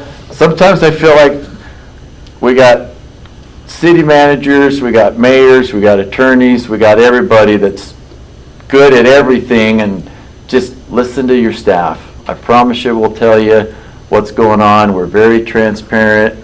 You got awesome department directors, awesome. I couldn't ask for any better. Just, we can do it, just let us do it. And I know we're trying to go 100 miles an hour, but sometimes we gotta just slow down. We can't do it in 4 months. But all I ask, really, Besides balloons? is, yeah, and candy, is that don't ever mistake my questions that come out of ignorance for calling anyone on the carpet. Does that make sense? I mean, because you know what, I don't want to do what you guys do. I had my career and it was fun, but I don't want to do what you guys have to put up with either. But in turn, I want to be able, like the mayor said, to defend you when the residents get riled. And for some reason, they seem like they get more and more riled with It's been a every fun for the passing last day. 6 months. But Brian, there is not one positive thing. Well, I can't say not one. No, yeah. There is very, very few positive that comes out of that Roy City Facebook site. And I know that Bob, you, and Joe are huge players in that. And I promise you this, listen, I gotta say it, I promise you that our employees read that. They're on there. If you look at the users, you'll see employees, and they talk about it every single day. Did you see the post? Did you see what they said? What are they thinking? That it's rampant, and we got to be careful with that stuff. It's actually getting out of control. It's not just getting, it is out of control. I don't get on it, but we have employees that do, and then they come to us and say, did you see this? Did you see what our representative said? Are they defending it? Are they supporting it? It's viral, and it's not great. No, it's I not. wanted, I mean, when I ran and I wanted to increase our communication with our citizens, and one of them was a Facebook page. So we did that, and the reason why we created a Facebook page is to get the information of our city of what's going on out to our residents. Yes, there's this other Facebook page that's going on that's more negativity, and I guess you can argue freedom of speech and all of this kind of stuff. But I don't think we're in a position to be able to just go the rounds with somebody, because there's just people out there that we will never make happy. That's true. I agree with And we're that. going to have two sides, and we just can't go the rounds. And if a citizen comes to me and they say, hey, you don't respond, or you're not answering our questions, I'll say, okay, well then, come to me Call me. individually and ask me the question or something, because I don't even get on my own Facebook page. Well, I've I don't actually even- said that multiple times, that the place to bring up concerns is not Facebook, and I've said this on Facebook, and I've been attacked more in the last 2 weeks on Facebook than I care to. I'm about ready to delete it, and that can be on public record. And I went on public record to say, you have council members that won't even log into this because it's so damn negative, and there are a lot of good people on there, but you've got a handful of them that's trashing it for everybody, that's ruining it. I mean, that one citizens page was set up by our past planning commission chairman to help with some transparency in the city to talk. But the problem is people's taken it and ruined it. Right. And there are a lot of citizens on there, so I try to listen to what they have to say, but you've got the ones that are making it so negative that I and think I've we tried to got, I defend think the we got a city good in every group. situation to almost my detriment. Yeah, I think we got a good group.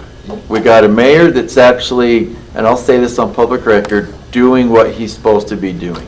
Going to the meetings, being that face, being that voice. You truly, truly are doing that. And we're so grateful for it. We got great council, and we got great department directors, and we even got a good recorder. Okay, with that said, this is the group that is going to lead this city to make it great again. We always talk about making it great again. We got to make sure that we're on the same page, that we support each other, and if we have internal conflict, it's going to be really hard to do that. Well, So, Coming here, I was stopped in the parking lot by a gentleman that was sitting in the chair. which one? The last one on the last left? one. Kurt. Yeah. Kurt Anderson. Okay. And he came up to me and he said, "Thank you." And I asked him, "For what?" I didn't bring any birthday cake. And he said, That's why. "You were the only council member that responded to my email." I said, and I told him, of course I would. You ask a question, and I told you what I knew. You know, I have never went, though, on those Facebook posts and degraded anybody that I'm on the council with or any of the Royce City staff. I have done nothing of the sort. And yeah, I've got my enemies on that too. But my problem is how do we communicate with the people that really feel like, hey, they have something to tell us in a not so negative manner. and I think that's the million-dollar question, and maybe you can answer that, because if you look at all the posts and all the response, how many people had a really good, honest conversation with you that really wanted to find out the nuts and bolts and then say, hey, okay, great, thanks, instead of, well, that'd be a first. Well, why do we look like this? Well, how come we're doing this? I mean, I want to bring those people and bring them to a committees and have them work, but you know what? You They have to do don't. dialogue, but then somebody chimes in and runs. Yeah. it. They don't, because they're in a dark room with the keyboard and they're hiding behind their computer and they can say whatever they want to say and they'll continue to do that. And I just think it's dangerous, you know? Guys, I want to bring this up. We passed a resolution last fall, not you guys, we did, separation of powers. You know, who runs the city, what we do, what we don't do. I've been trying to live that this past while since Jason's on. I have, and it'll make your life a hell of a lot easier. You got a customer complaint, you send it to him. That's what we're paying for. That's why he does it. And then I'll farm it out to all these great Right. I people, mean, because I'm not you gonna gotta know all the. Let them That process do their- works well. Yeah, you're right. Yeah. You gotta let them do their process, do their jobs, and they do it well. They do it better than most anybody I know. And that's, So if we get a personal email, we say, thanks for your input, I'll pass that on. right. I mean, that's as simple as. And then if you I'll can just handle kick it yourself, back to great. you, and you kick it But back to that person. we agreed to govern this way, and that's the way it should be. Let them do what they do. I think one of the things you're up against is everybody in this room has a lot of passion, but sometimes passion comes across as you're railroading, and I hope that never seems the case, but sometimes passion's perceived as you're railroading.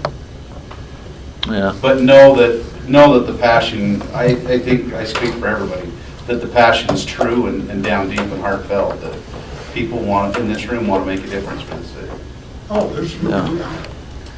One last thing, Matt and I went to this conference at the Government Local Trust, and there was a CIA agent, and he was absolutely phenomenal. Probably the best speaker I think I've ever listened to. He was actually the head CIA guy. He walked us through his tours. This guy was great.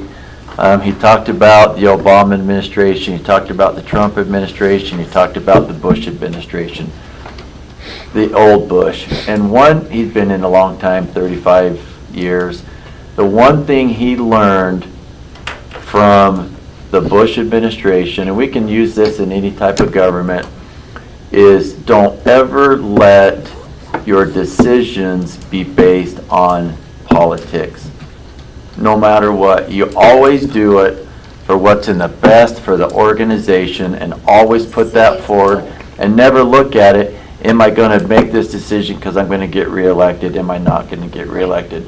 And if we can do that and make our decisions because it's the right thing to do and it's the right place for us to go, then that's how we should make it, and not on a few people that bash us. And that's all I got to say. Okay, any other questions, comments before we call for a vote? Okay? So we have a meeting Tuesday still. Yeah, well, that's a good question. That's a question. Are we going to? Do we- Well, this is our regular budget Okay. meeting, or our regular council meeting. All right. Okay, so we just got to see if there's anything the agenda will work Yeah. those Thursday or Friday. Hey, can we talk about July real quick? July 3rd. That's right before July 4th. In the past, yeah, in the past, we haven't done a council meeting. Sorry, that sounded weird. Are we still gonna do council meeting on July 3rd? Are you guys gonna be here?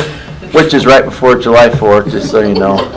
And then the second one, the mayor and I will be gone, but you could do the pro tem, and Andy could still go. So we talked a lot that day. Yeah. So what do you want, guys? I've already indicated today, I'll be off the 16th, I believe. That's- I'll be gone too. You'll be gone. 17th, yeah. I won't So be who's here gonna that day take as it? well. You and I are gonna be other sides of the world. Absolutely. But you bring a good point. Do we want to, July 3rd. July 3rd? Well, think about it. I think we'll send you an information. I won't If be there's there. no requirement, we Cancel can it. just not call it. Cancel it, you're not gonna be here. That one on the 16th. There's so many activities on Okay, that. Bob, so the two ladies aren't I gonna said be here. No, I'll be here, I just Oh. said cancel it. You'll I won't be here. You'll be gone, so. It maybe will be, if we don't have a quorum, then we can hold a meeting. Right. Just make sure you take care, bring all the business on the 19th. Okay. Yeah, just make sure you bring it the following, that following. Yeah, that would be good for you and I, because we could give all the stuff to these two, and you and I will be gone. Bob will be in Alaska, You'll be- and I will be in the Philippines. So completely opposite sides of the world. Huh? You flip it on. Okay. Can't wait. Anything else? Hey, thanks for joining us, okay, we appreciate the input. And hopefully, we don't take anything personal here, okay? And I appreciate Jason's candidness with me. One thing I found from Jason is he's pretty candid. You can't fix what you don't know is broken. And if you don't say something, how are you ever going to know it's broken?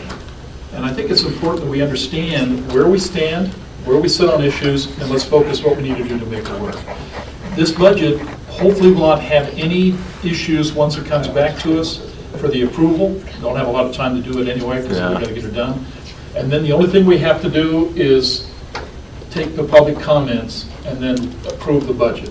So that'll be the last step, and I think that'll happen at the end of June, whenever that meeting's set. Are we okay? Yep. Okay. Happy We have a birthday. motion. Yes. Good day. Motion adjourned. Do we have a second?